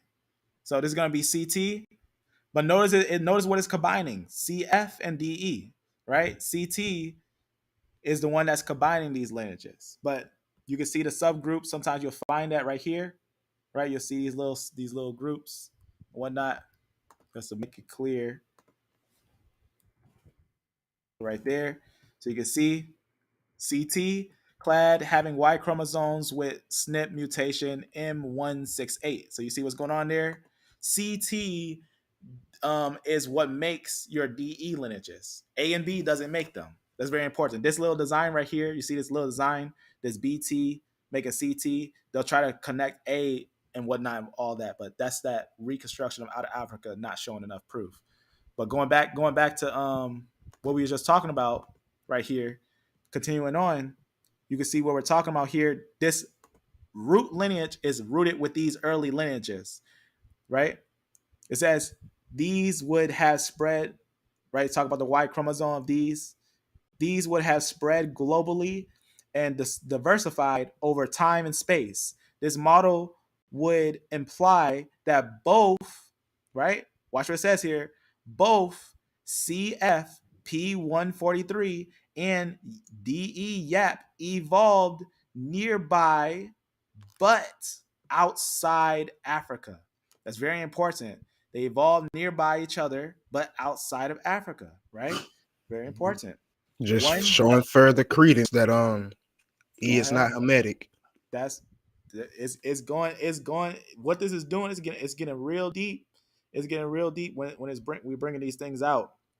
But it'll talk about basically how certain groups of DE, it'll talk about that it evolved in Asia, right? Like D, while other DE yaps return to the Northeast Africa, evolved into E groups. So it'll say that one went into Africa, one went into Asia, right? But that's still a back migration into Africa. That's very important, which is not usually talked about, right? But let me show you that split. Let me show you the what you're seeing here. So it's just gonna have some information on Denisovans and things like that. It's gonna let it open up real fast. But what we want to look at real fast is actually CF. Let me actually show you that real fast on here. Here is CF. I'm gonna have to click it again just to make it clear, or it's opening. Takes a little bit to open, I guess. I'm gonna just close that. But we found, you see how it says CFP4 or 143? We did find these fossils. We did find these fossils, and we found out that this would be a root lineage. You see what I'm saying here? If this lineage didn't exist, none of the I, J, K, T, R, all those lineages wouldn't exist. What I'm saying is this. I'm saying that if we didn't have the CF that makes your C and your F groups, which would be right here, this would be your CF that would make your C and your F groups. If we didn't have that root lineage that roots them all together, none of these would exist. right? None of these would exist. That sounds like a Ham, Shem, and Japheth lineage to me. That's what a monophylactic group is. A group that makes a group, but especially doesn't make another one. So here, I'm going to click this. Just show that. So here's one of the fossils of CF. I'm just going to make sure, see if there's any other ones. Because there wasn't a lot of fossils found on this. There wasn't a lot of fossils found on this group. I gotta let it load again because it's a large page. Let it load up a little bit, and then I'll grab it. So right here. So the reason why I clicked this is because there's only one fossil of this one. Now, this is just evidence. Where is it found? This is just evidence of how CF. So you can see right there. This is just evidence how CT made a CF. So, and then notice, I'm going to show something real fast on here. Going back over here. Now, remember, the son of this individual, go back to this, the son of this CT is CF. So here's CF, and then there's DE, but here's CF. So CF, and then notice what we're going to have there. So CF, also known as P143. So P143, and then if we go back over here, we can note that this is indeed P143. So they did find a P143. So without that, if that P143 didn't exist, none of the J, K, R, T, S, or what have you would exist without this one, without this exact subclad, right? So we have to understand that this is a father lineage. This is a lineage that makes it. Does it make any D lineages? That's why you got CTXDE. It doesn't make any D lineages. So it can't, none of these lineages are now not Noah. From that factual statement, any lineage that's underneath this cannot be Noah. You understand? They have to be Noah's sons. They can't be from Noah. Otherwise, we're saying that 3 sons of this direct lineage are the only ones that survive. But do we see that, or do we find DE lineages? We find DE lineages today, right? Right. So since we find DE lineages today, and we know that this haplogroup makes, as it says, CF is the immediate descendant of CT, and is the sibling of haplogroup DE. It is the immediate ancestor of both. So immediate ancestor means that it creates, right, is a father of C and F groups. So no everything under F, every group that you see here, I, R, T, J, right, K, all these are one from F, right? We can't say that only on the boat we seen a J and we seen a K and we seen an E or something like that. We don't see nothing like that. Rather, what would make more sense if we bring things to its root, to the monophylactic root, and understand how these things are actually happening. Because that's why they'll say, like, remember this K2? They'll say, or C2, they'll say that C2 was Neanderthal, right? But that was a mistake, because that's why we was pointing that out, that they accidentally claimed it as Neanderthal because it was found, say, a long time ago in the north. And the mtDNA that was with them and a mixing with the said modern humans. And all those modern humans, a lot of them were those E1B1B and also those C groups. A lot of those modern humans, which these are all modern humans. All that you see here are all modern humans. Everything that you see on this list are people, all these groups we can find in people today. But you can see what they would claim here. What I just showed you, you know what I just showed you? I showed you the only find of this fossil. This is a real fossil that I showed you here. You can go to the original source. That's one thing I like about this page. He also has the connection of the original sources and stuff like that. So you can go to and what's cool about the original sources too, you can find other haplogroups that maybe he may not be posting.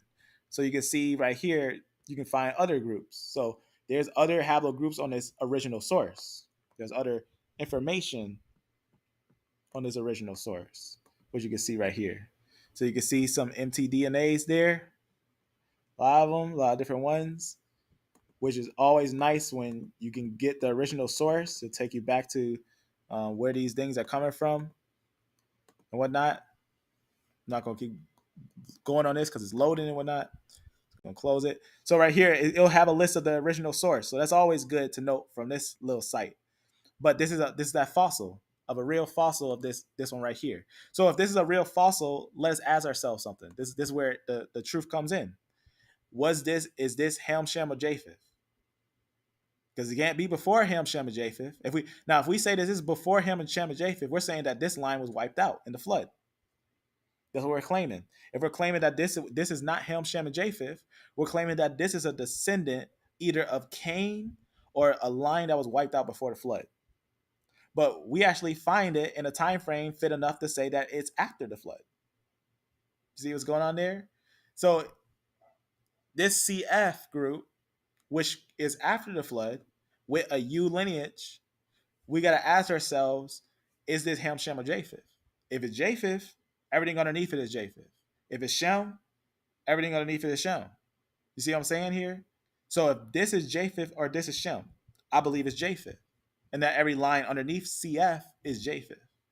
This is a fossil because if you read on this thing, you'll see that it will say, there are as yet no confirmed cases of living individuals or human remains belonging to the basal of this CF group. There were no fossils found. And this is why we don't only go by Wiki. Wiki is a guide, but Wiki is not the master, nor Wiki has all the information. It doesn't have the basal, but that's what I just showed you was a fossil that was found. This is a real fossil that was found. That paper had the real fossil of this group. This group combines every group, right? Let's go and look at the family tree and see what we're just looking at there. CF, right? Remember that P143? Everything underneath it are family. Everything underneath CF is one monophylactic family. You see what I'm saying? So if we have one monophylactic family in a fit enough time to say that's in the biblical time frame, right? Because 4,000 years, we can say that's the biblical time frame. I could find, if we were to find one said 40,000 years, we'll still be able to use it. But this one is fit enough to say it's the biblical time frame. 40, almost even right around the flood, right? 4,000 years ago. So 4,000 years ago, with that mtDNA, this lineage being one lineage together, combined, right, making all lineages underneath it, is going to be considered either Ham, Shem, or Japheth, creating all the lineages underneath it. This will be an evidence of the biblical narrative that we can get CF on a boat, we can get DE on a boat, and we can get A and B on a boat and have one family under CT and BT, because BT and CT, I can prove that BT and CT are about the same age.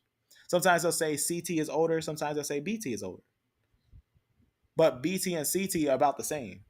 They would be the splits making A and B and all lineages that you'll see. So what I'm concluding is this: the biblical narrative being of truth, we can also find that in the genetics and the facts of genetics, that if we have CF as Japheth and DE as Shem, and we know how these things split, right? Because remember, CF makes all these lineages, and DE is these lineages, but A and B are different. A and B are different lineages. We go over that sometimes. A lot of people who keep up with that, they already know that we already proved A and B doesn't make BT or CT lineages. So CT is the split, and CF is Japheth. These are all Japheth, and this will be Shem, right? Very important.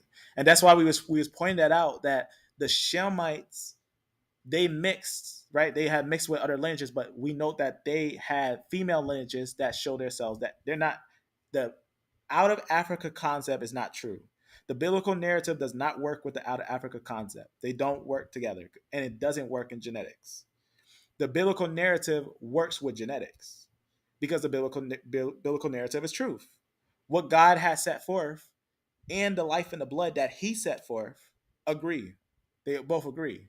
and we can show that logically, that we can put 3 lineages on a boat with female lineages that show a 3-way split, and be able to make it hermetic to how everyone today is those lineages, and there's no strange lineage. There's no Neanderthal today. There's no Denisovan today. There's no strange lineage. There's only these lineages that will be said on the ark that survived, and everyone today is evidence of that. That's what we see. But the first people in the Levant, we have to remember that there was evidence of the land being owned by, they will say Neanderthals, but rather shockingly, there were actually those C groups there. Those C groups that will be said, they say Mongoloid or European in the sense. As you see right here, even right here, it'll talk about the C group right here, and it will show you where it would go and everything. And if you look at it, it'll start telling you that it's more Mongoloid and things like that. It would actually make sense for them to be Mongoloid, because even in the Americas, one of the founding Native American lineages is C. That's right. As well as Q. And notice that because they supposedly went over they say Bering Strait, over the seas, and they'll say that they settled in America, which having their genetics mainly over here in ancient times and having their genetics in America, just shows that entrance, right? They go into India. I guess the Native Americans do have a connection to Israel. There you go. That's the only way. That's the only way. As it says right here, C2, where we found them in said Levant, but it talks about how they themselves had went to the Americas. So you can see what's going on there. And obviously Mongoloids and things like that. Now, obviously how massive, obviously we're making a funny there. It's not actually going to be anything of being an Israelite, but it is going to be in connection of the ancient people of the land of the Levant. Those are the oldest. In fact, C probably is the ancient Canaanites. C group are the ones that settled in Levant first. Those were in the Levant first. If you want to find out who was in the Levant first, the C group that went all the way to America, that was in the Levant first. That C1 and C2, those are ones we have found to be in that land.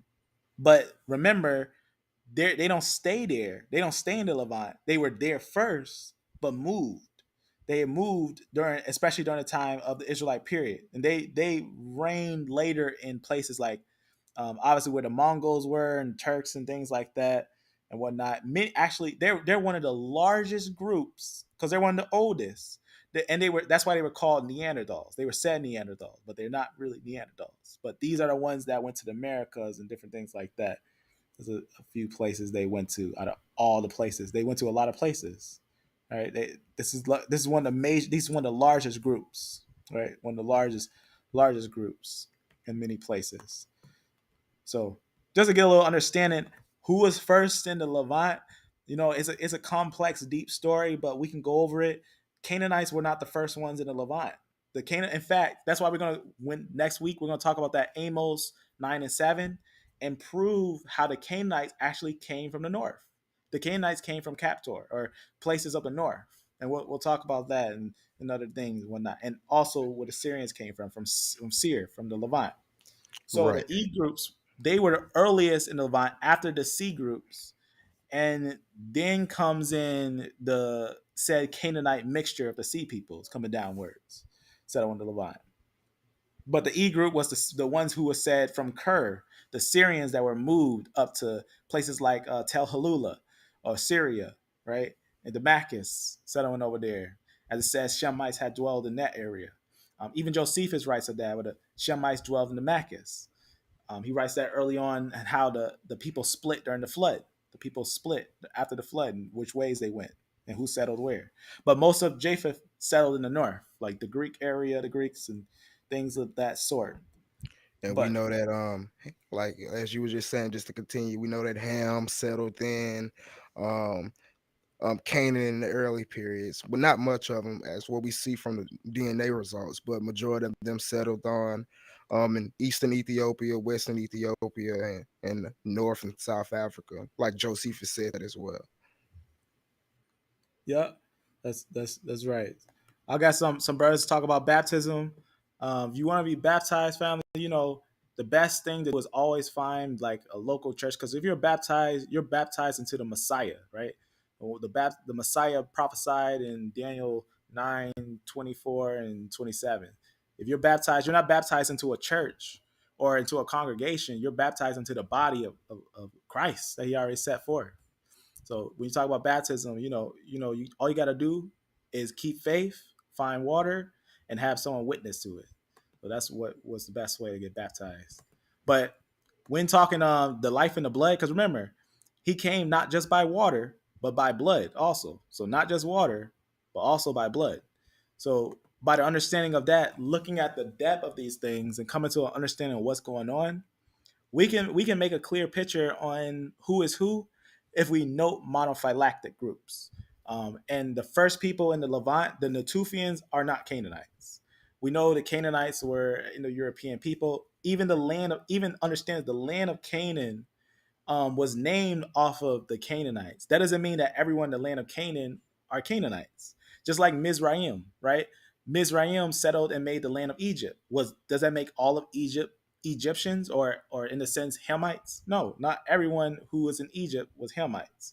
We know it's because we can look at haplogroups. We can get multiple different types. We can find E's, we can find R's, we can find J's, we can find mtDNA of K. We can find different things like that because cultures mix, different cultures mix. But if we know who would be from where, we also got to note time frame with origins, right? Time frame with origins makes it very important to note what's going on with these things. So very important to note who was in those lands. Remember the giants; they were there first. A lot of the giants were there, and then other nations started to take over the place. And a lot of people that settled there was named after the land, named after the lamb. Not that they were the people of the land, but they will be named off the land. But if anyone has any more questions, let me know before we end it.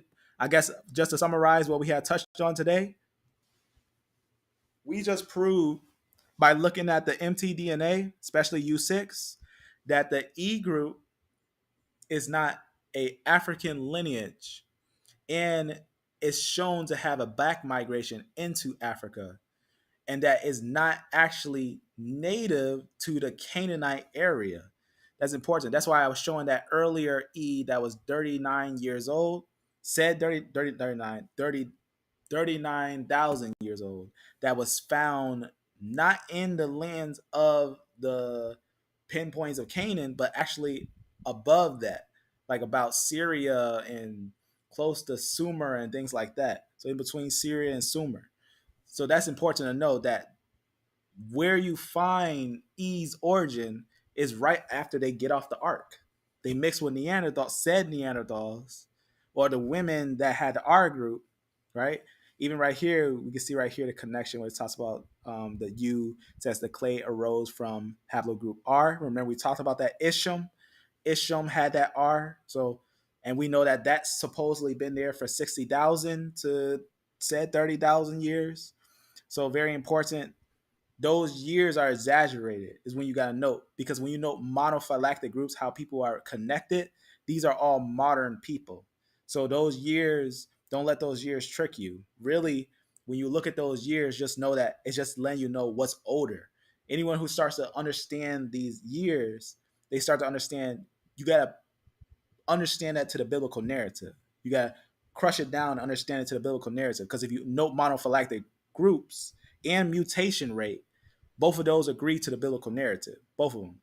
The monophylactic groups, how people are related to their root, and the mutation rate, which many people who study the mutation rate found out that even the said oldest root of people, the Eve of people, or the Adam of people, is only 6,000 years when they look at the mutation rate. But when you start seeing these years like this, a lot of it is because of the layers that they're found in.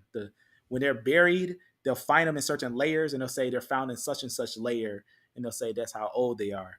or they'll say because of such and such amount of carbon, it must be about this old. But that's speaking, forgetting fluctuation. Have the world stayed this way? Has the universe stayed one way? Is the same measurements on this world the same measurements on another world? Right? You got to consider those things, because a lot of times when they're trying to measure the universe, consider that they're doing that from Earth.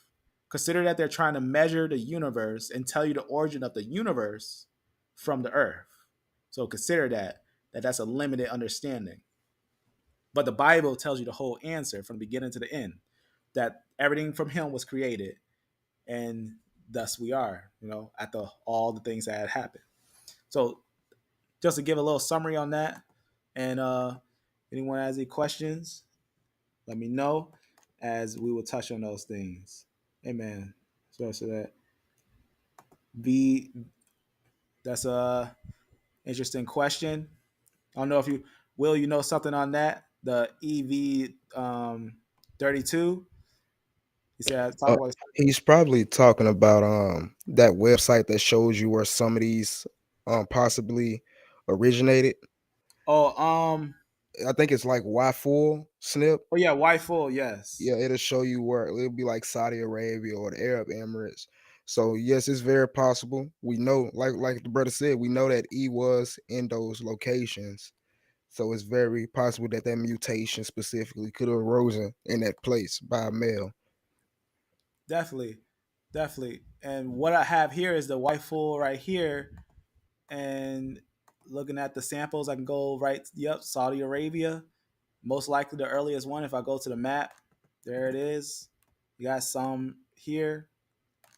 And they'll say some have went here, but I'm sure those are more the modern ones, whatnot, going down into Somalia. But I had talked about that.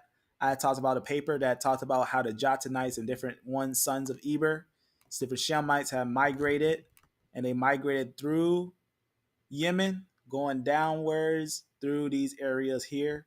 So these areas are always connected with Shemites. So there's definitely that's a very interesting one and nice. So obviously that, if I recall,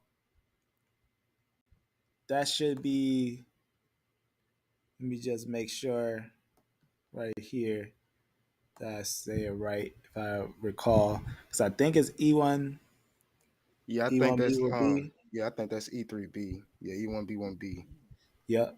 Yeah, He that's say he E1B1B. says he's Somalian, so yes, that's definitely E1B1B. Yep. A lot of the Somalians are not native Somalians. They come from those Semitic speaking peoples from Yemen and across the Red Sea, like the brother just said. You know what I'm saying? Yep. Y'all Absolutely. came over there and took over, basically. And that's what we just talk about today. E1B1B shows itself in its origin 39,000 years ago in the Levant. So that's what we see there. So we do find it in its origin, not here in the Levant, but here, right around this area in the Levant. So that's very important. So the oldest E is over here when it starts in these areas. So that's something that's also important to know. But it does move and go down, and this becomes its homeland, the Natufian homeland. This becomes part of the Natufian homeland. And then it comes down right here, and then it'll settle, as you see over here in these areas, which is also the movement of Afro-Asiatic languages. Afro-Asiatic, main Afro-Asiatic language is Arabian. And a lot of times in these areas, they actually speak a form of that Arabian. So a lot of times you might have a connection with those different things. But this is actually a very mixed area over here. There's a lot of mingled groups over here, but there's a lot of E's there, mainly E's in these areas, mainly E's. But you got to note where they come from up here. But yeah, that makes sense. That's what we're seeing there. Definitely Yeah. seeing And ways. a lot of Somalians have T, so that's real good that he has E. Yep. So you'll be a Shemite.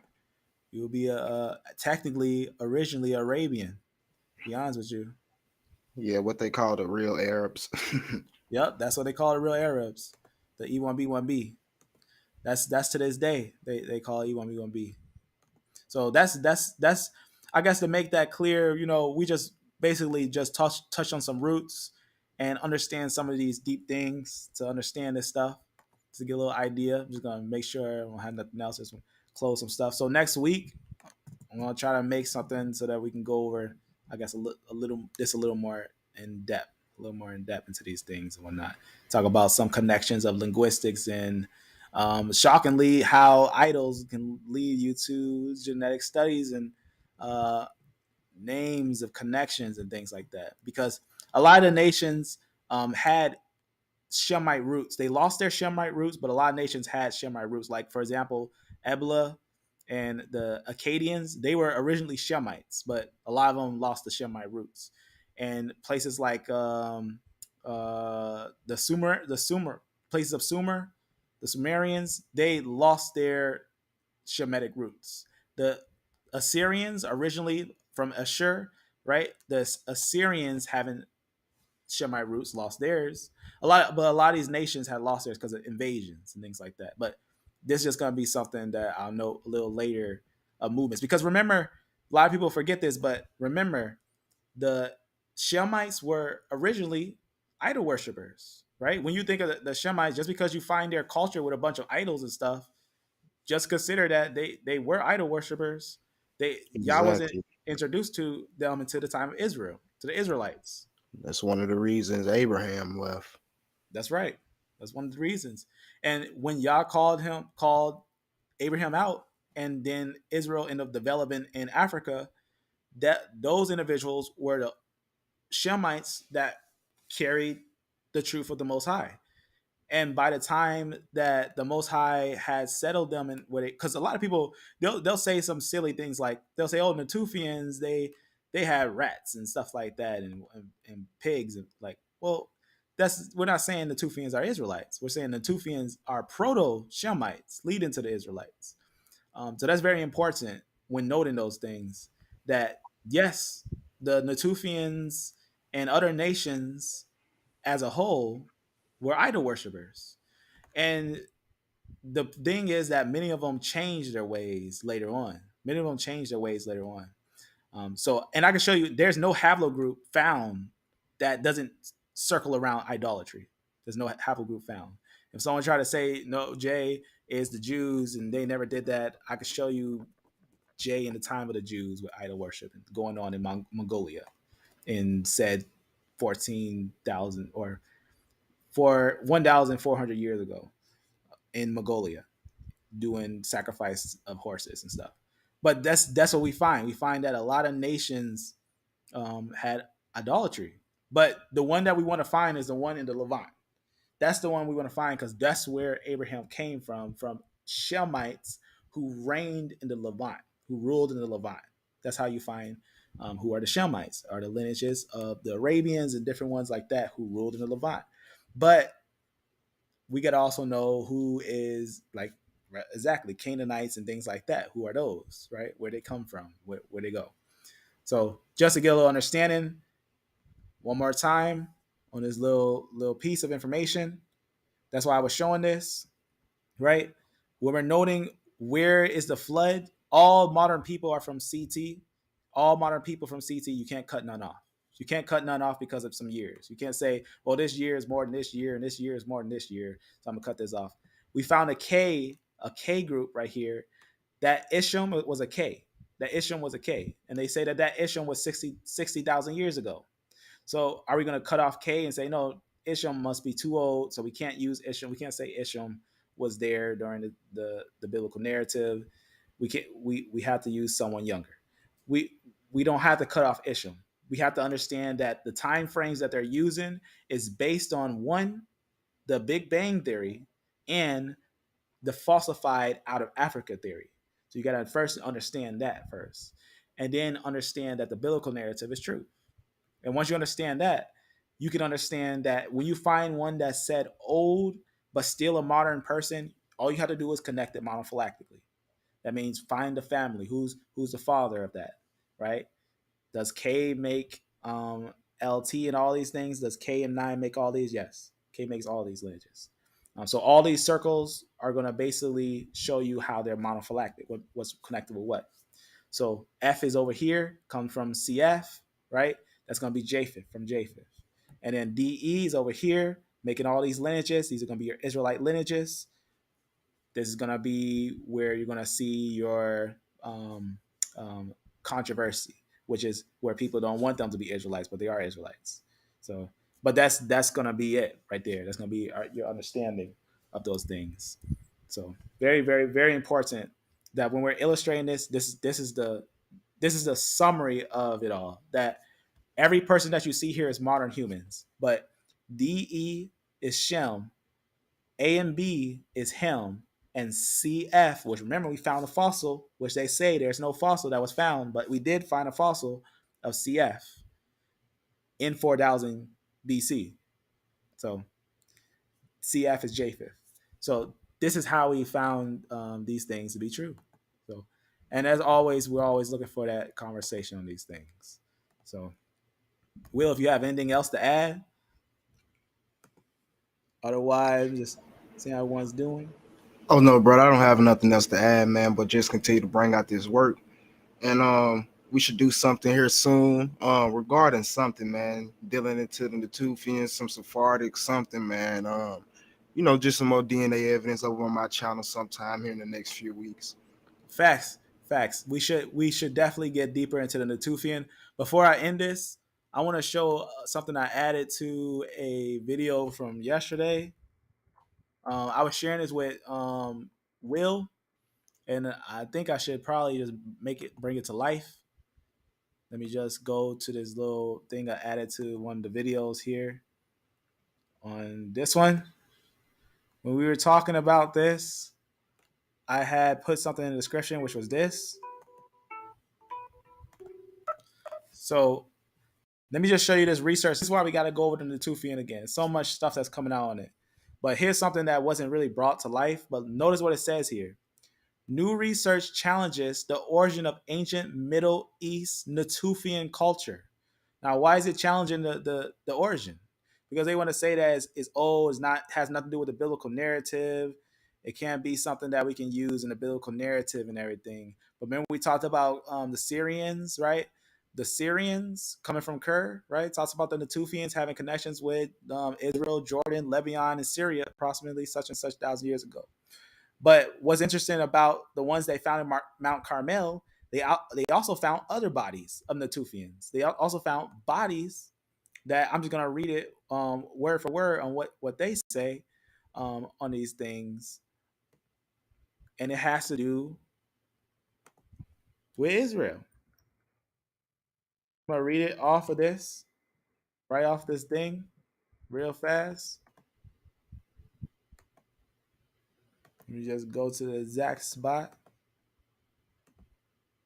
So right here. So watch what it says here. Watch what it says here on this spot right here. Sorry for all the ads in this thing. But watch what it says here. So watch what it say. It's just search, talks about the highest, to date it and everything, to attain the dates. Watch what it talks about these 20 samples that they found, right?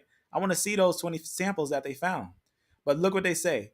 Over 20 samples from different layers of the site were dated, making it one of the best and most accurately dated Natufian sites anywhere.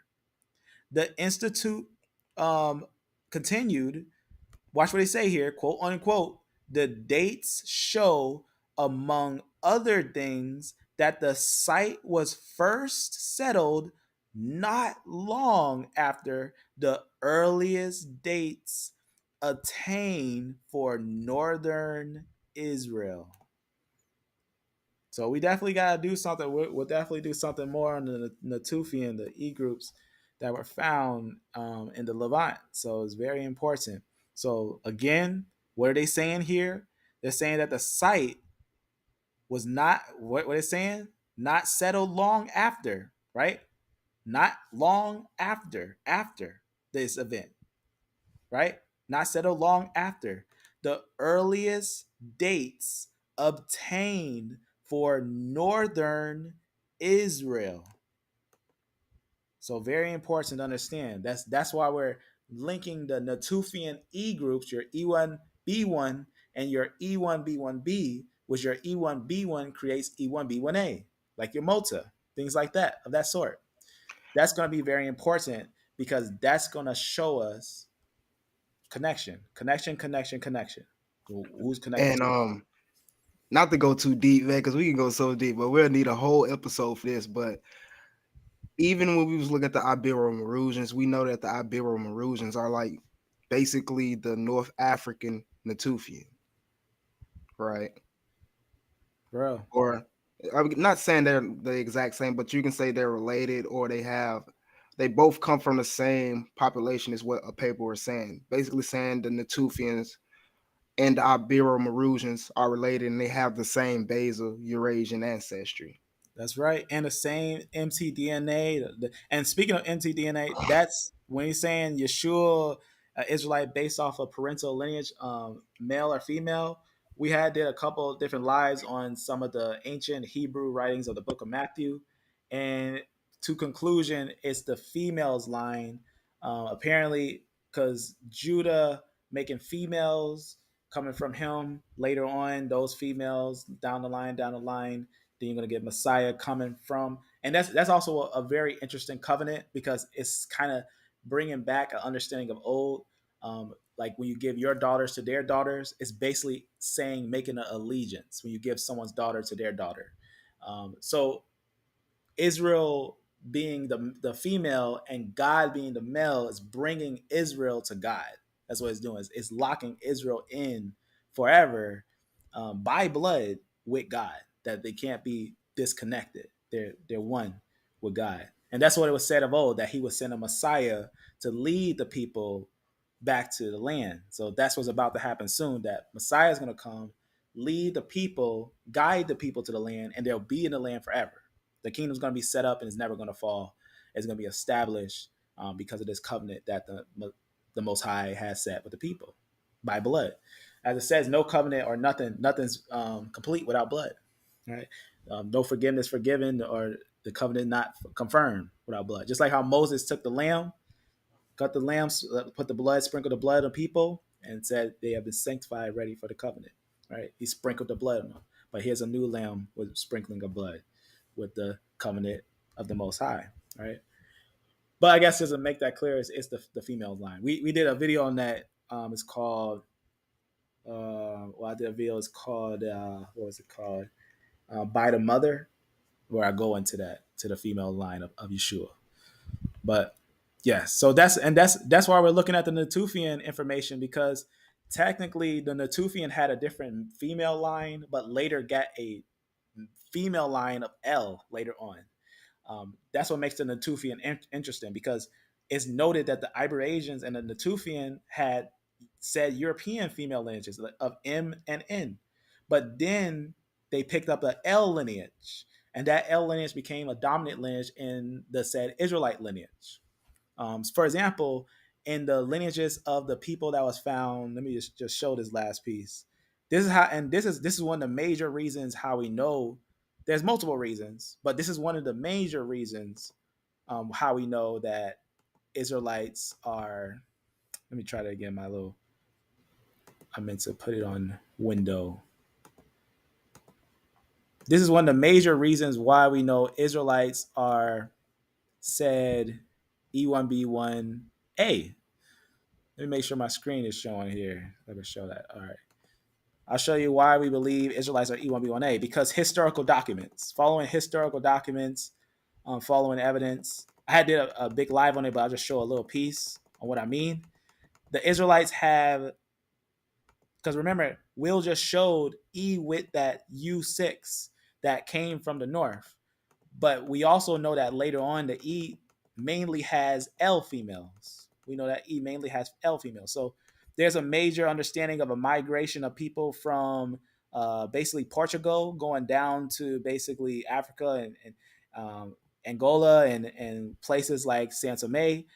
And those were Jews that had went down. And there's multiple historical documents that record the Black Portuguese Jews that were sent down into areas that were banished and everything. And they were also related to the said Negroes.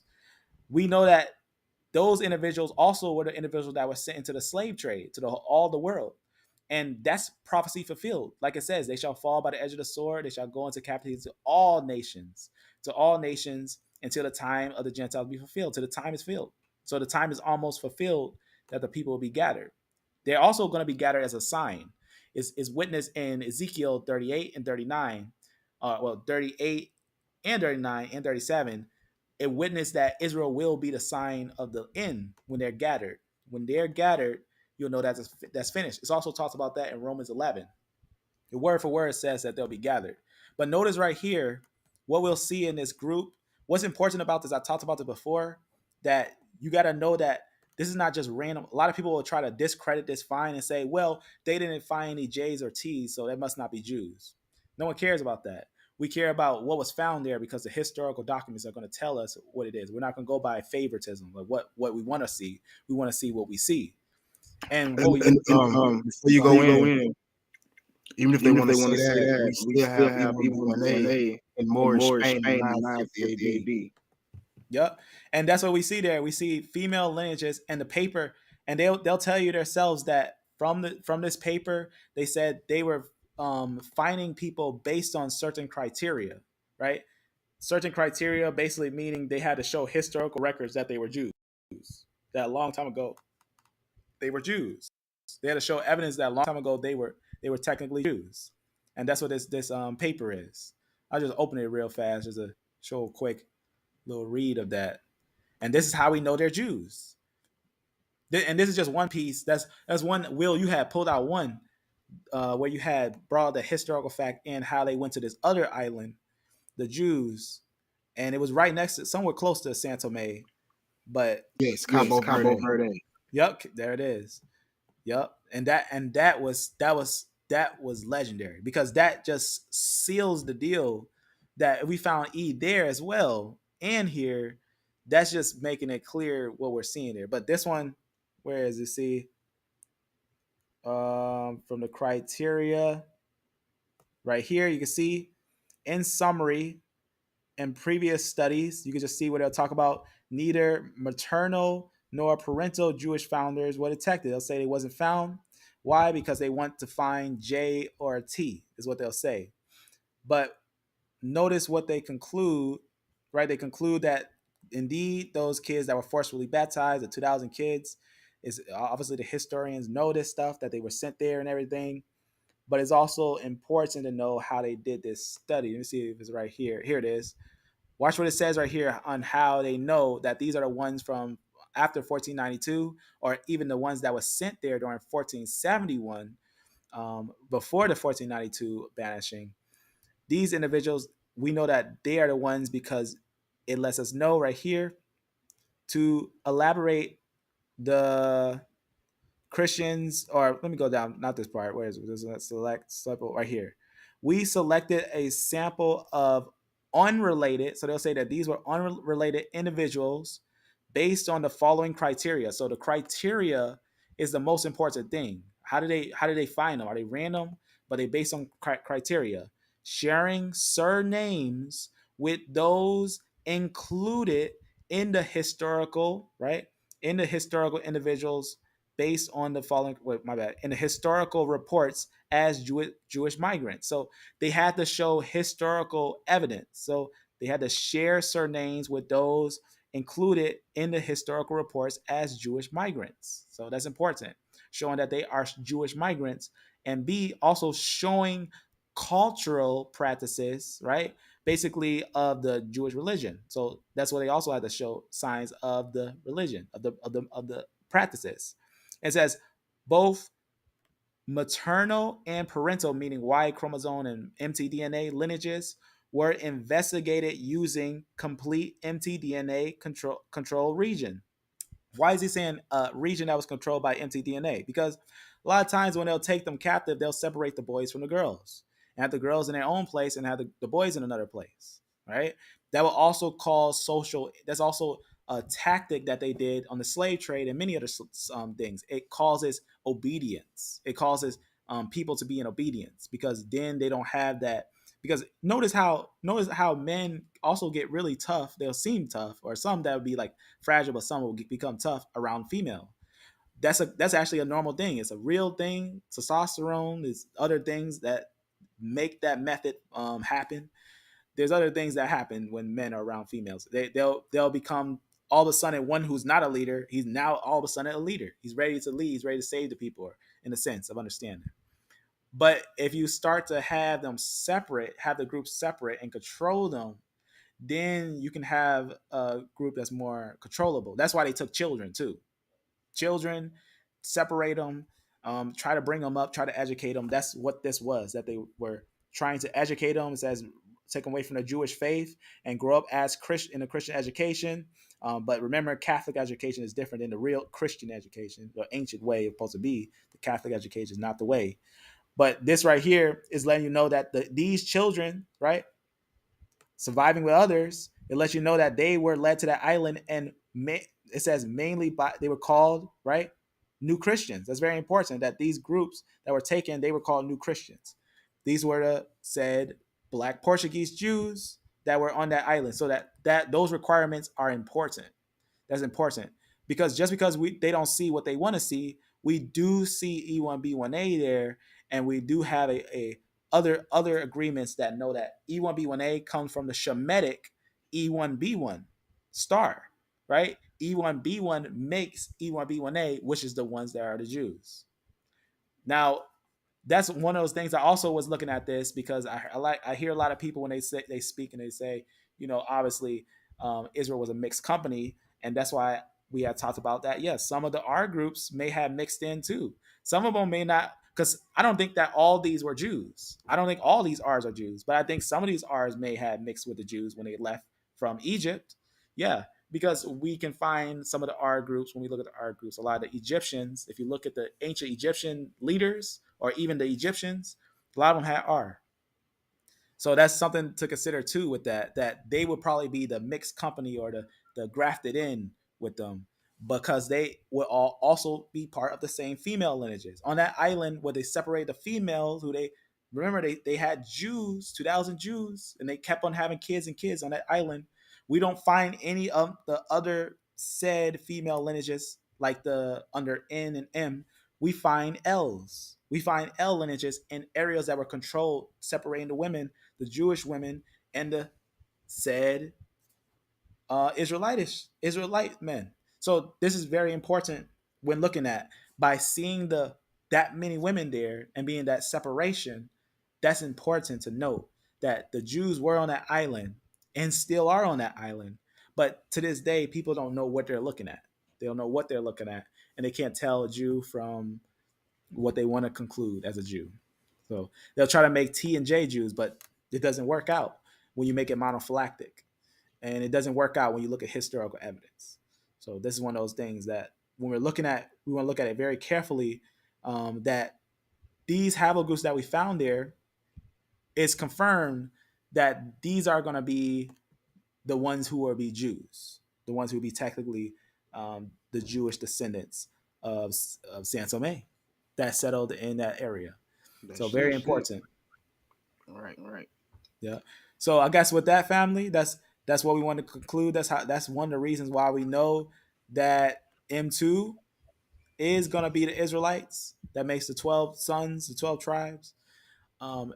And all the E-lineages are Shemites, making all those. So very, very important. So I guess with that, family, with that, I don't got nothing else for you, but just understand what we went over today, that we just concluded that, in summary, E are not Canaanites, and E are not the first inhabitants of the land of Levant, but they were in the Levant fairly early, passing through it. They passed through it, and their homeland was Israel. And they're also linked to the northern kingdom of Israel, let alone the Jews. So with that, family, be blessed, be beloved, and Will, if you got anything else. Shalom, family. Shalom, shalom, and amen.